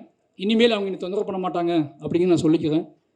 அப்போ இன்னொரு முக்கியமான ஒரு விஷயம் நான் வந்து ஏதோ இன்டர்வியூ சொல்லும்போது நடந்துச்சு சொன்னாங்க. அது நான் ஏதோ தப்பாக சொல்லிட்டேன்னு சொல்லி, கதாநாயகிகள் கருப்பாக இருக்க கதாநாயகிகளை ஏன் சூஸ் பண்ண மாட்டேங்க யாரோ என்கிட்ட கேட்டாங்க.